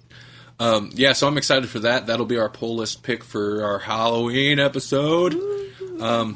I'm also I've started reading some horror themed webcomics, so hopefully I'll have some good horror webcomic recommendations. Mm-hmm. And maybe we'll think of something else Halloween-y to talk about. Mm-hmm. But I love Halloween, so I'm excited for it. Me too. It's months away. Maybe that's why I said it felt like Halloween the other day. No, it felt like Halloween because we made popcorn. Oh, yeah. It felt like Halloween to me, and then the next day I was like, it feels like Christmas. I know. I wish it was, except we had the weather we have now. Yeah. I would love that. Just for our listeners, the weather has been very dog days of summer. Yeah. Mm-hmm. I don't like the extreme heat, but the last couple of days have been pretty nice. Mm-hmm. But I hate winter. Right. I hate winter, so... Yeah. And here in Fremont, we've had super rain. Oh yeah, Duncan the Wonder Dog. I have a fact about it. No, okay. Let me pull up this fact. Let's hear some facts. The fact is the author. I can't remember his. Adam Hines. Duncan the Wonder Dog is a graphic novel. This is we're going to talk about Duncan the Wonder Dog Show 1. It's a graphic novel written and illustrated by Adam Hines. Oh, he wrote it and illustrated it? Yeah, it was one guy. Oh, wow, I'm impressed. I already told you that I liked it. And like I said, it was more artistic than I was necessarily expecting, which is fine. I liked it. Some of the artwork was really, really good, which, like I said, I'm impressed with that guy even more now. It was very nature-oriented, and I like things like that. And it made me cry. And that always means it's good, if it can actually... I think it made us all cry. Oh, yeah. So this was the first comic book graphic novel to pull tears out of my face. Mm-hmm. Oh, God. It's got some heavy stuff in it, so we don't have to get too much into what it was. But, yeah, it sounds like it made all of us cry. Mm-hmm. Yeah, that part in particular. Yeah, so he knows what we're talking about. Yeah, that's the part that got all three of us. And even knowing it was coming... Yeah. It was like, oh man, that was it. That was the one. I tried to be strong, but I couldn't. Well, and it just it's the writer knows what to do to pull it out of you, because it's that experience of, I can say at least this much, it's that experience of losing someone. Yeah. And a loved one. Yeah. And which is almost pretty much everybody's experienced that, or they will. Mm-hmm. Sorry, or they will, and so there's just these things that happen, and it's just very real. Yeah, I enjoyed the book quite a bit. I actually made some notes so I could sound a little more articulated about this review than usual. I'll say a couple of things that I liked. I liked the central plot a lot. I was really surprised by it. It was unexpected. the book starts, and at first the book goes on these several, it's all pizzas. It goes on these asides. There's kind of the central plot that goes through the entire book, but there's also all these little like stories, just little fables or just different random moments. And one of the things that ties it all together is the fact that animals have a voice, like a literal voice. Mm-hmm. Yeah, good. Yeah. Animals can talk, and they talk to humans, and that creates political issues. Because then, in real life, we have these animal rights issues, but think about it if animals could communicate with us, could talk, and were intelligent. It would just exacerbate that whole situation. I was thinking about it, though. I don't think we would have the world that we have now if animals could communicate with us. Because, I was watching an anime show the other day where there were some evil characters that ate people. And there were people, like, begging and pleading for their lives. And the guy says, he's like, do you ever stop when you're about to kill a cow or a pig because it's crying for its life? And I'm like, but if we could actually hear it, I think we would. So I don't think we would have this kind of society that we have if they were like, be like, no, please don't kill me. I don't think we would have the kind of culture that we have. Well, and at first I was unsure of like if this was a new development in the world because it seemed like a fresh and a raw issue, but apparently it hadn't been because there was mention at one point of some animals talking back in like 1969 or something. So it kind of just seemed like that's just the way this world's always been. Yeah, and that this group has been around for a while. Yeah, like this is not the first time that they have acted out. Right. Yeah. And the book did do a good point of making that clear. I don't know. I got a little confused. There's a detective in the book, and it follows him both when he's young and then again when he's older, and it took me a really long time to figure out that he was the same guy. I think... Actually, I don't think we got it recorded. I think the batteries had died earlier, but Jesse had mentioned something about one of his... This is exactly what I was talking about. One of his criticisms of the art. But when we were talking about... was it Cannon in the Clouds? Yeah. One of the things that I appreciated about that was their attention to character design and the way that each character was clearly itself. And this was if I had any criticism about this work, it was that when we go back in time and we're experiencing this character in his youth. It wasn't really clear. No. And not only that, I think there were a couple times, like, I was talking to Randy about one of the characters. For a lot of the book, he's kind of just a person laying there. But I mentioned to him that earlier in the book, he had been introduced and he had been talking to somebody about retiring and selling his company. And he was like, oh yeah, I didn't even realize that was the same guy. And I'm like, yeah, I didn't really... initially, but then I put it together. So we'd been introduced to him at some point earlier in the book, but I couldn't even remember where now because I didn't realize that it was him until so far in. Right.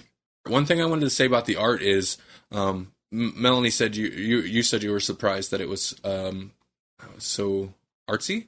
Is that the word you said? No, artistic or... Yeah, like some of the layouts of the pages, and like the borders and the way that it was all done. Yeah, it's very unexpected to me. It's got a lot of very experimental mixed media style artwork to it. Very collage and I kept thinking Rauschenberg because there's like sections where you can read it, but then it's like painted out, whited out. Yeah, I was like, am I supposed to be able to read that? Because it's really frustrating. Yeah, over word balloons and stuff like that. Even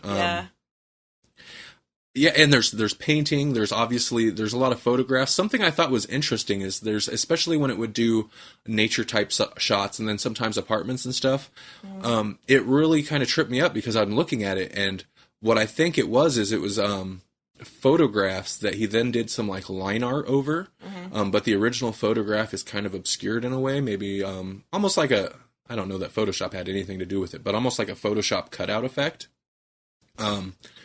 So it's really interesting because you'll still get the comic book art, and it's all black and white. You'll still get the comic line art look, but at the same time, like, sometimes it's just such, like, perfect proportions. You're like, that's gotta be a photograph. Yeah, there was that one with the, like, carpet edge. Uh-huh. And I was like, oh my gosh, if he actually drew that, that's amazing. Because it looks, that's what you could tell exactly what it is. And yeah, I think there's a lot of photograph and painted textures and like newspaper clippings and just weird, interesting stuff going on. Yeah, and I appreciated it all. I didn't expect it, but I was thinking it was just going to be, standard comic, not even like Swamp Thing has those big like crazy layouts, things. I wasn't, and even that is kind of unusual to see. Usually, it's just straightforward panels, right? And that was really what I was expecting. There was even like entire pages that were either just collage or in some cases they were completely black. And I thought, well, did I get a really bad download? I mean, like, did I not get this image, or is it just a black page, or is it just a white page? And I'd have to look over into the side of the page to see if the numbering was there, and I'd be like, oh, no, it loaded. It was fine. Yeah, there were a lot of, and it was kind of the book, it divided the book up almost into chapters where you'll get, there'd be several pages of, there'd be like just black pages and then just like some landscape looking artwork. That kind of threw me off a little bit too, because there was a lot of them where I'm like, I'm not sure if there's supposed to be something more here, because sometimes there was than just the landscape. There was actually something there, and it would like each panel would get a little closer. So every time that I'd see one of those, I'd have to like stare at it really hard and deep to see if I'm not seeing what I'm supposed to be seeing, and then a lot of times it just wouldn't be there. So I'd waste a little bit of time doing that, but. Yeah, because there was pages that were very low contrast. Yeah. It's like a night scene, and you're like, is there something in the grass? Yeah, exactly. I liked the look of, like, sometimes the backgrounds. There was just some interesting stuff. I guess we could go on forever talking about the art. The art was really interesting. That's where I wish I had a physical copy. That's where it's like, if, like the $30 I spent, I wish were on an actual book. Yeah. Because I think it's awesome as a physical, like, this would be great on anybody's coffee table, whether you read the whole thing or just kind of flip through it. Yeah. And a lot of the little aside stories would make for flipping through a coffee table book too, because you've got this long, involved story, which has some very heavy moments. But if somebody just flipped through it, there's also these little stories and little asides and little parables. That somebody could, that's like a page long, or maybe 2 pages, or half a page that's just like a brief conversation between a monkey and a bartender, that are still really interesting and insightful. So a monkey walks into a bar, and then they have a really deep conversation about humanity. Oh, man.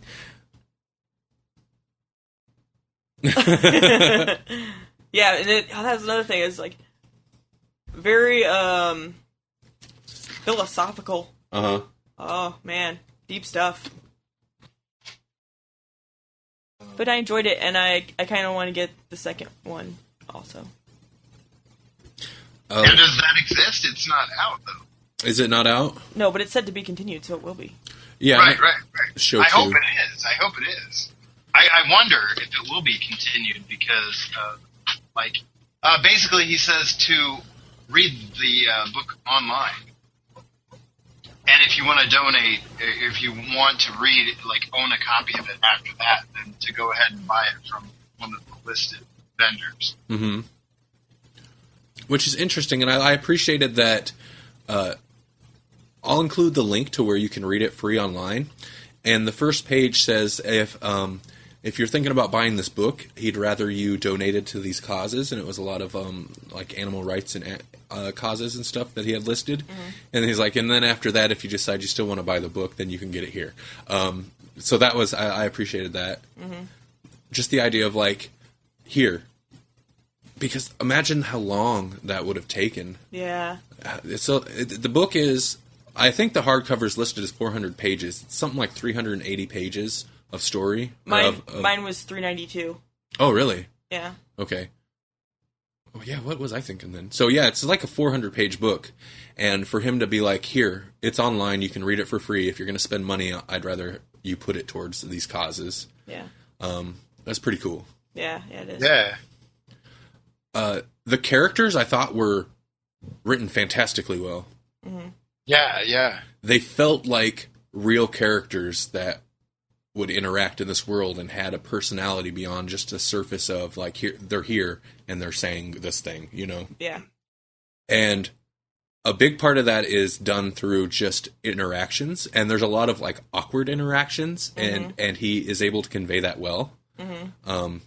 You can tell it's like those slow, meandering conversations where somebody will say something, and then they'll sit there, and then they'll, you know, just kind of real. And there's lots and of... then you'll drift off, and you'll have, like, an imaginary conversation with the dog. Yeah. Or you'll just, like, imagine something else. Mm-hmm. Rather than listen to what's happening right in front of you. One of my favorite portions... I'm sorry, were you going to... I was just going to say, I like the way he approaches conversation, because there's lots of ums and lots of things where people start and then stop and then, like, restart in a different way, which reminds me of you. Oh, yeah. It's like totally Randy talking through half of the book. That's horrible. I wish I was better spoken, but no, you're right. And I appreciated that because it felt real. Yeah. One of my favorite conversations in the book, and it's really, this is another example of, like, interesting insight to the character through kind of unconventional storytelling, is at one point there's a man, a politician, sitting out on the balcony talking to this bird. And I like, because there will be the conversation with him and the bird will ask him a question, and then you get this other panel of the man in a suit standing in some random thing, and he's got this really long word balloon where it's like his true, like, motivations and what he actually thinks and this and that and this and that, and it's all very mechanical, but it's like his actual, the truth in his inner thoughts. And then it goes back to the conversation, and he's like, oh, you know, nothing. Yeah. And it does that through the whole conversation. Yeah. It's really interesting. Because that's kind of how it is. Like, you know, it's just the idea of when you talk to people, there's the truth, and then there's just the actual conversation. And I like that. Well, and it's not that your conversations don't include the truth. It's just nobody wants to hear every detail. Yeah. Yeah, the full truth. It's not like he was lying to the bird. It was just like... Yeah, rather than be like, you know, my name is this, and I'm this, and I do this, and I do that. He's just like, I'm John. I'm John. Or whatever. You don't know who I am? Yeah, well, I'm John. Yeah. Yeah. And then also, towards the end, there's this bit with the he's a detective, right? The main, like, detective guy, who I really liked his character. I don't know why. The older version of him. Yeah. Okay. I think there's stuff I missed. He's the young guy that got shot. Also. What? Yeah, that's what I was talking about. Are you serious? Yeah. That was him in the past. Remember his interaction with they the were woman? talking about? Yeah. Okay. Okay. With Pompeii. Holy crap. Yeah, that's why I was saying I didn't realize for a long time that was him. Holy crap. That I feel was really... what we were he's talking like about. gazing off and yeah. Oh, I feel really dumb now. He's remembering in the middle of this conversation. And it's not particularly clear. Right, that's what... Yeah. I feel really dumb now. No. I thought that was happening at the same time. I thought he was another guy. No. Oh, my God. That was what we were talking about earlier when I was like, it took me a really long time to figure out that he was the same person. Because he doesn't, like, he looks young and blonde, and then the next one he's old and has dark hair and a beard, so it doesn't really even look the same. I didn't realize he was the same person until like halfway into that thing, and then I was like, oh, that's that guy. Okay. I have a feeling if I read this book again, it's going to be a very different book. Yeah. Yeah, because I did not realize that. If you read this book again, holy crap. Wow. Okay. Yeah. Well, then I have beef a little bit with the storytelling. Okay. Yeah, I was not clear on that. I guess they probably said his name, and I should have realized, but okay. I don't know if they did, though. Did they say his name? I believe so. I think that's why I had to double check. I know he was like pounding the pavement, paying his dues kind of thing. Like he had kind of the low key, here's what you got to go do now thing. Yeah. Well, I mean, I didn't necessarily think that was all. I knew the story was jumping around in time a bit. Mm-hmm. I didn't think it was all happening at the same time because then you did have, what's his name? The monkey character? The bad one? Yeah, yeah. Pompey. Yeah. Because I knew he was, She, sorry. You're right. Which I thought was an interesting choice. Yeah, no, I appreciated it too. Mm-hmm. Because women are more vicious. Well, and the usual thing is the usual. Well, the typical thing is a bad guy is a bad guy. So yeah, that was a good decision. Yeah, okay. I knew there was some jumping around in the timeline, but I did not realize that. Mm-hmm. Okay. Anyway, moving on. And this probably ties into spoilers, but I guess you would say the antagonist, the villain of the story. Mm-hmm. Even though it's one of those stories, there's not a clear hero. There's guys that are doing the right. There's good guys on the right side of the law, but then you've also got a pretty wicked character, pretty evil, fascinating. I thought it was a really good villain. Mm-hmm. Yeah, like Joker bad. Yeah, and it's not the like cool villain, like you like this villain. This is a bad person. Yeah. But it's fascinating. Uh-huh. And I love the little bits. My favorite part of that character is the little bits where she's complaining about like being able to feel like the chemicals and the lights and the nastiness of the human world. Just utter disdain for all things human. Yeah. Yeah. And the chemicals, and hates being in human houses, the chemicals and the wood and the light. Yeah. Really good. I'm sorry. I don't know. My mind is blown. I didn't realize that was the same guy. Yeah, I'm sorry. I'm stuck on that. No, don't be sorry. It's good. Uh-huh. But I like that character. Mm-hmm. Even though I'm not really sure it's not like he's a fun guy or he was just, really likable. He was just...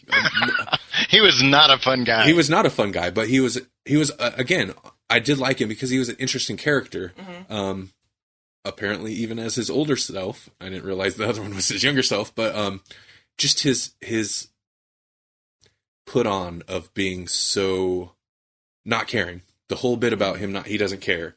And then the book spends a lot of time trying to convince him, not even the reader, trying to convince him. It's like, no, you care. Mm-hmm. Like the book actually, like by way of that strange dog is like telling him, like, you care. What are you doing? What are you talking about? Yeah. That's why I kind of wish you would have realized before the ending of the Young Hymns bit, because that, I think, says a lot about who he is now and why he is who he is now. Yeah, it informs him quite a bit. Yeah. Changes a lot of things. Yeah.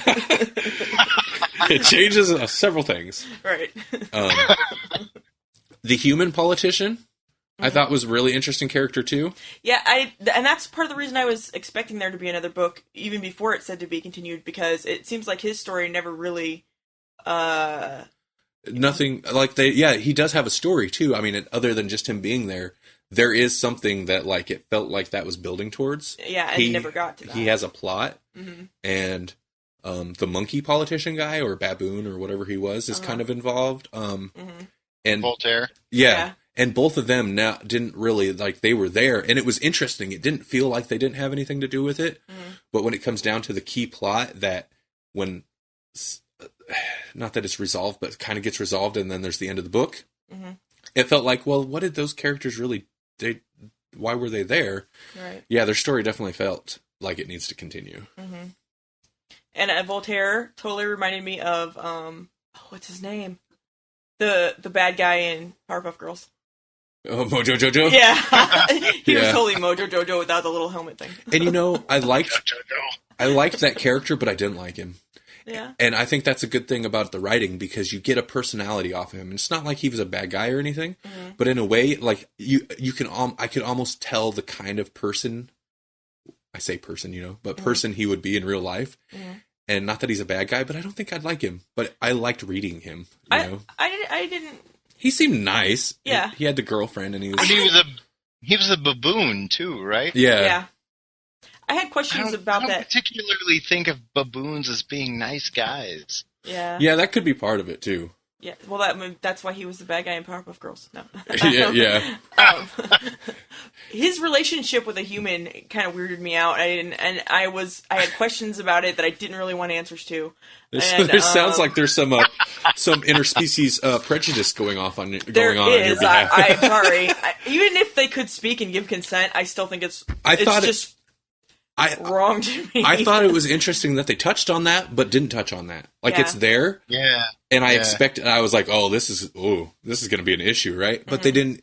Maybe if the story continued, it would be, but they didn't. It's not. Like, it doesn't play into it, which is interesting in and of itself, I guess. Yeah.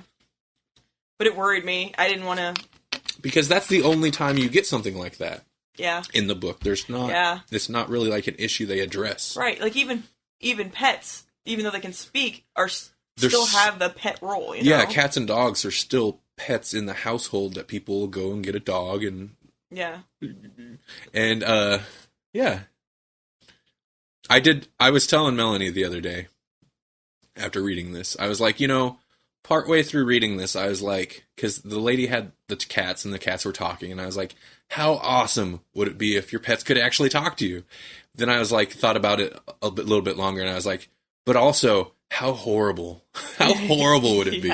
And well, yeah, like one of the hardest parts for me in the book was that part where, revolving around Bundle, where the cat just takes the owner to task. Yeah. Oh my God! Because I've been in that situation where it's like, well,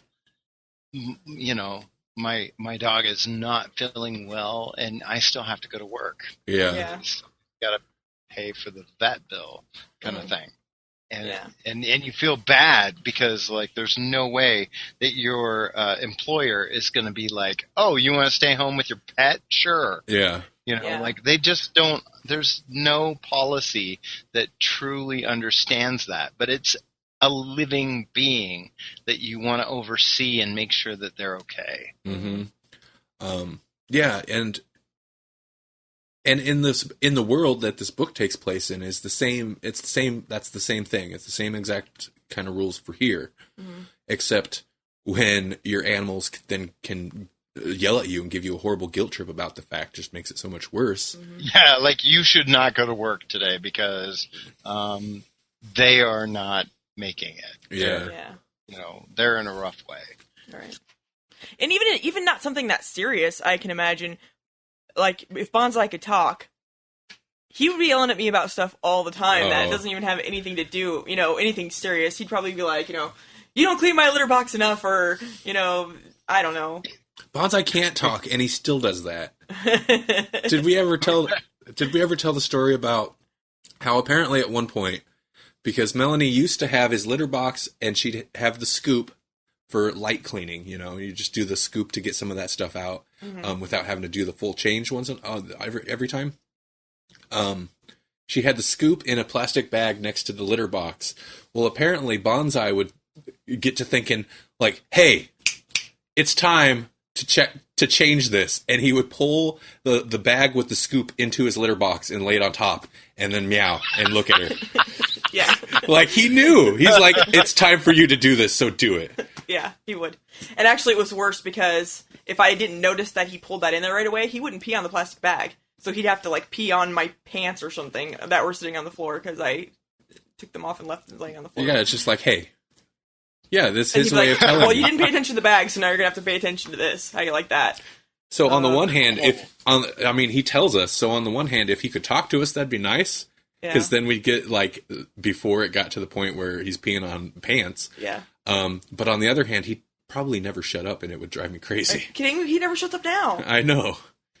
You'd have to Grawlix everything. Yeah. Oh, yeah. Oh, God, no, I know. Slight criticisms. I enjoyed a lot of the asides, the little stories that would go on in between the plot type stories.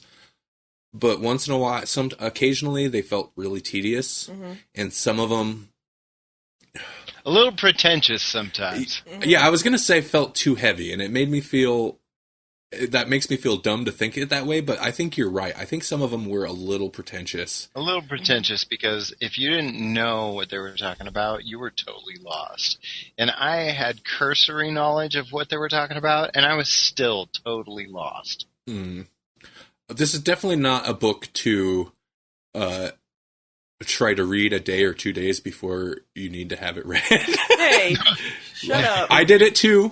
We all did it. Yeah, I finished it last night, so. Randy scared the crap out of me. He's like, it's like 400 or 500 pages. You're not able to read it in a day. It is 400 pages. I didn't read it. I read it in like 3 or 4 sittings. I couldn't have done it in a day. I did, and it wasn't as difficult as you made it seem. Well, there are a lot of pages that go quick because they're art pages. And I enjoyed the story, so that helps too. So I didn't, really for the most part, I read a little bit while I was waiting for kids to come out, and then I read in my break in between. I read for like 2 hours, and then I read a little bit when I got home, and that was it. And I was done because I enjoyed it enough that I didn't mind continuing.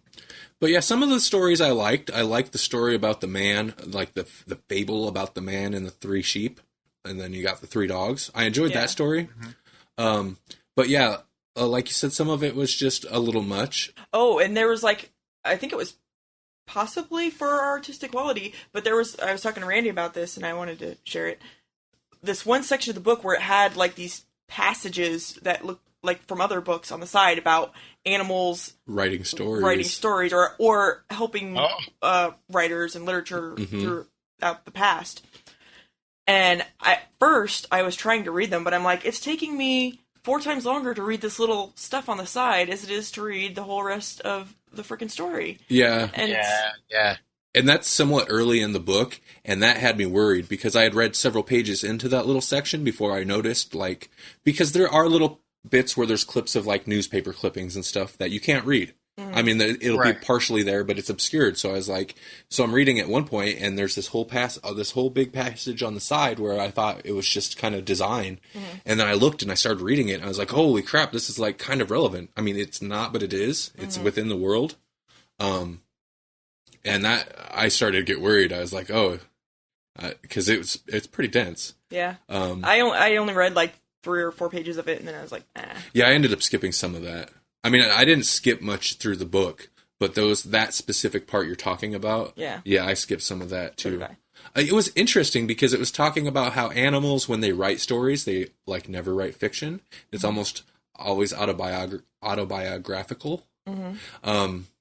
So I thought that was interesting input, more world building about the nature of these animals.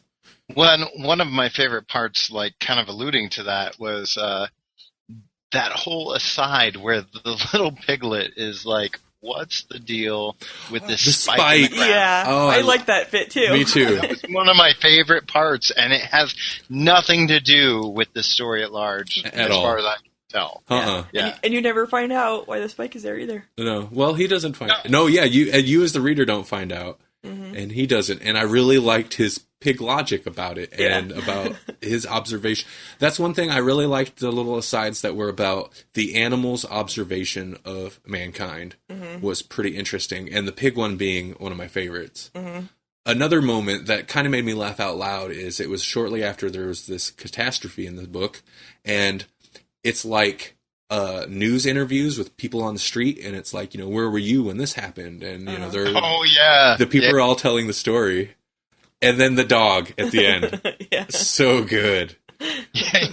Totally approached it the way you would think. Yeah, and then he mentioned the story, but really his little bit had nothing to do with the story, and he's like, and then I seen a dog I didn't know, and I got nervous, and then it was so good. And then my mom was like, it's okay. Okay. And I felt better. Yeah, it was really good. I liked it, obviously. I enjoyed it quite a bit. I did also. I would like to read more. I would third that. This is another thing, not in terms of... one thing I sent Jesse a message, and I was like, this is the first one to do it, man. Tears. But I was like, it's so silly though, because I read Mouse, which is this true life heavy story about concentration camps, and that didn't do it. That didn't make me cry. Batman and Robin, where Robin dies, and I'm sure everybody already knows about that. That didn't make me cry. Before this, that was the closest. It wasn't where Robin died. It was it was the episode after. Yeah, where the he's, Batman and Robin book, looking at his outfit, and that was rough. That was the rough closest. Yeah. That got the tear ducts working, but this one actually, push it over the edge. Okay, so I'm going to liken it to another sore subject, which is I Am Legend with Will Smith. Okay. Okay. Have you guys seen it? Yes. Yeah, I just like Melanie's reaction. Okay, so like the saddest part of that whole book is, well, and I say book because it's also one of the saddest parts in the actual book for me, is that moment with the dog. Well, it's a funny thing because pets and specifically dogs is just such a sore spot with people. It is. You can make a movie murdering everyone in horribly graphic ways, but you kick a dog in a movie and people get upset. It's true. Because it's just really, I don't know why. Because they're so innocent and Well, and have you guys read I Am Legend, like the actual I have. book? I have not. Okay, so like that scene, like first I watched I Am Legend, which is nothing like the book. No, it's not. And then I read it, and like I felt like that scene in the movie was the most brutal, and I was kind of warning Holly because she's very animal rights, you know, like she's very about that. She's vegetarian, so I knew that was going to be the hardest part of the movie for her. And then I read the book, and I was like, oh my god, this book is 3 times worse than the movie because of all the time that he spends just trying to have a connection with another living being. It's the first living being he's even encountered, and then it ends. And it was kind of that, you know, it's like those same kind of feelings erupted when reading that moment in Duncan. Oh yeah. Just because it's like, oh my god, it's that tragic. Yeah. Oh, and we were discussing also about just Duncan the Wonder Dog. Who do you know who Duncan is?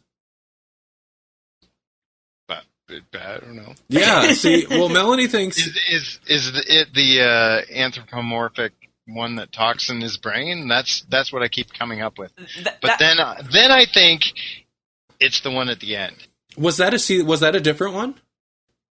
Well, he looked different. The one I'm talking about at the very end, which kind of resolves the story. Yeah.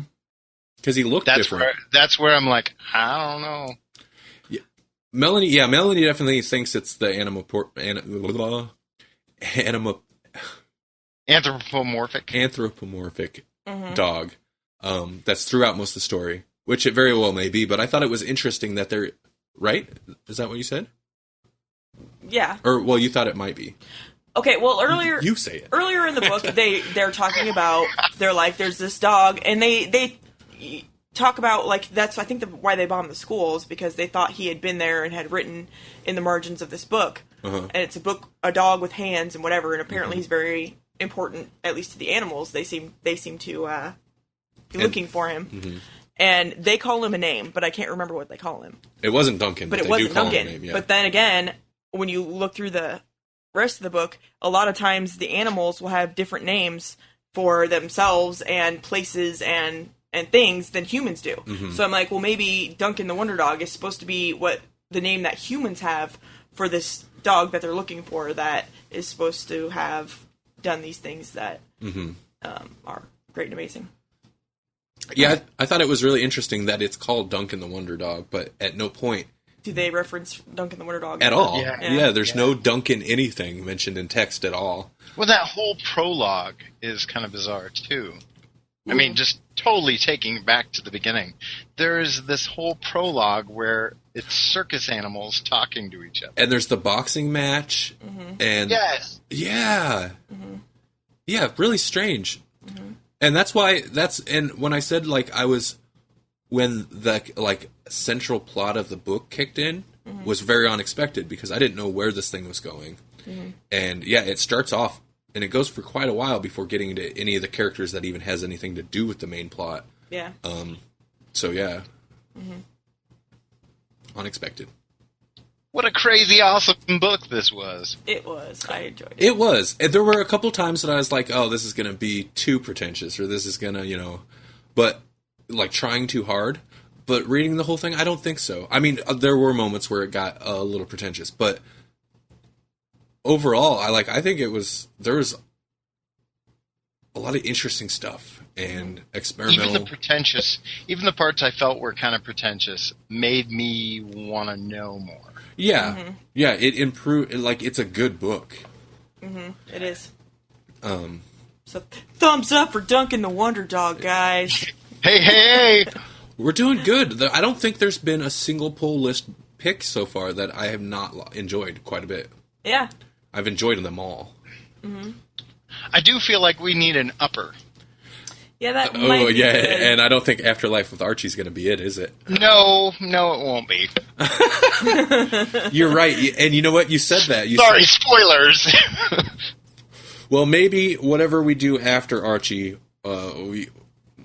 Afterlife with Archie. Afterlife with Archie, will be all pizza. It'll be all pizza. All right. Vote for some pizza. Vote for some pizza. This is Randy. I'd Grawlix that for $1.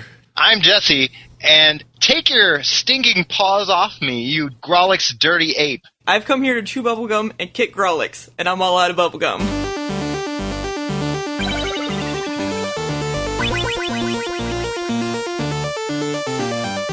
Thank you for listening to the Grawlix Podcast. The Grawlix Podcast is a production of Electronic Media Collective and Vorpal Arrow Studios.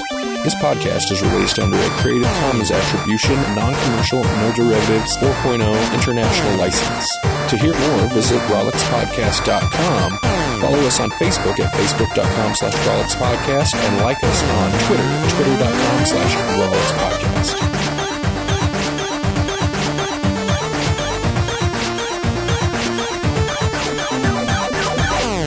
That might even be a humdinger. Yeah, that's the humdinger. A humdinger, huh? Humdinger. A real humdinger! Humdinger. I put kind of... a in the middle.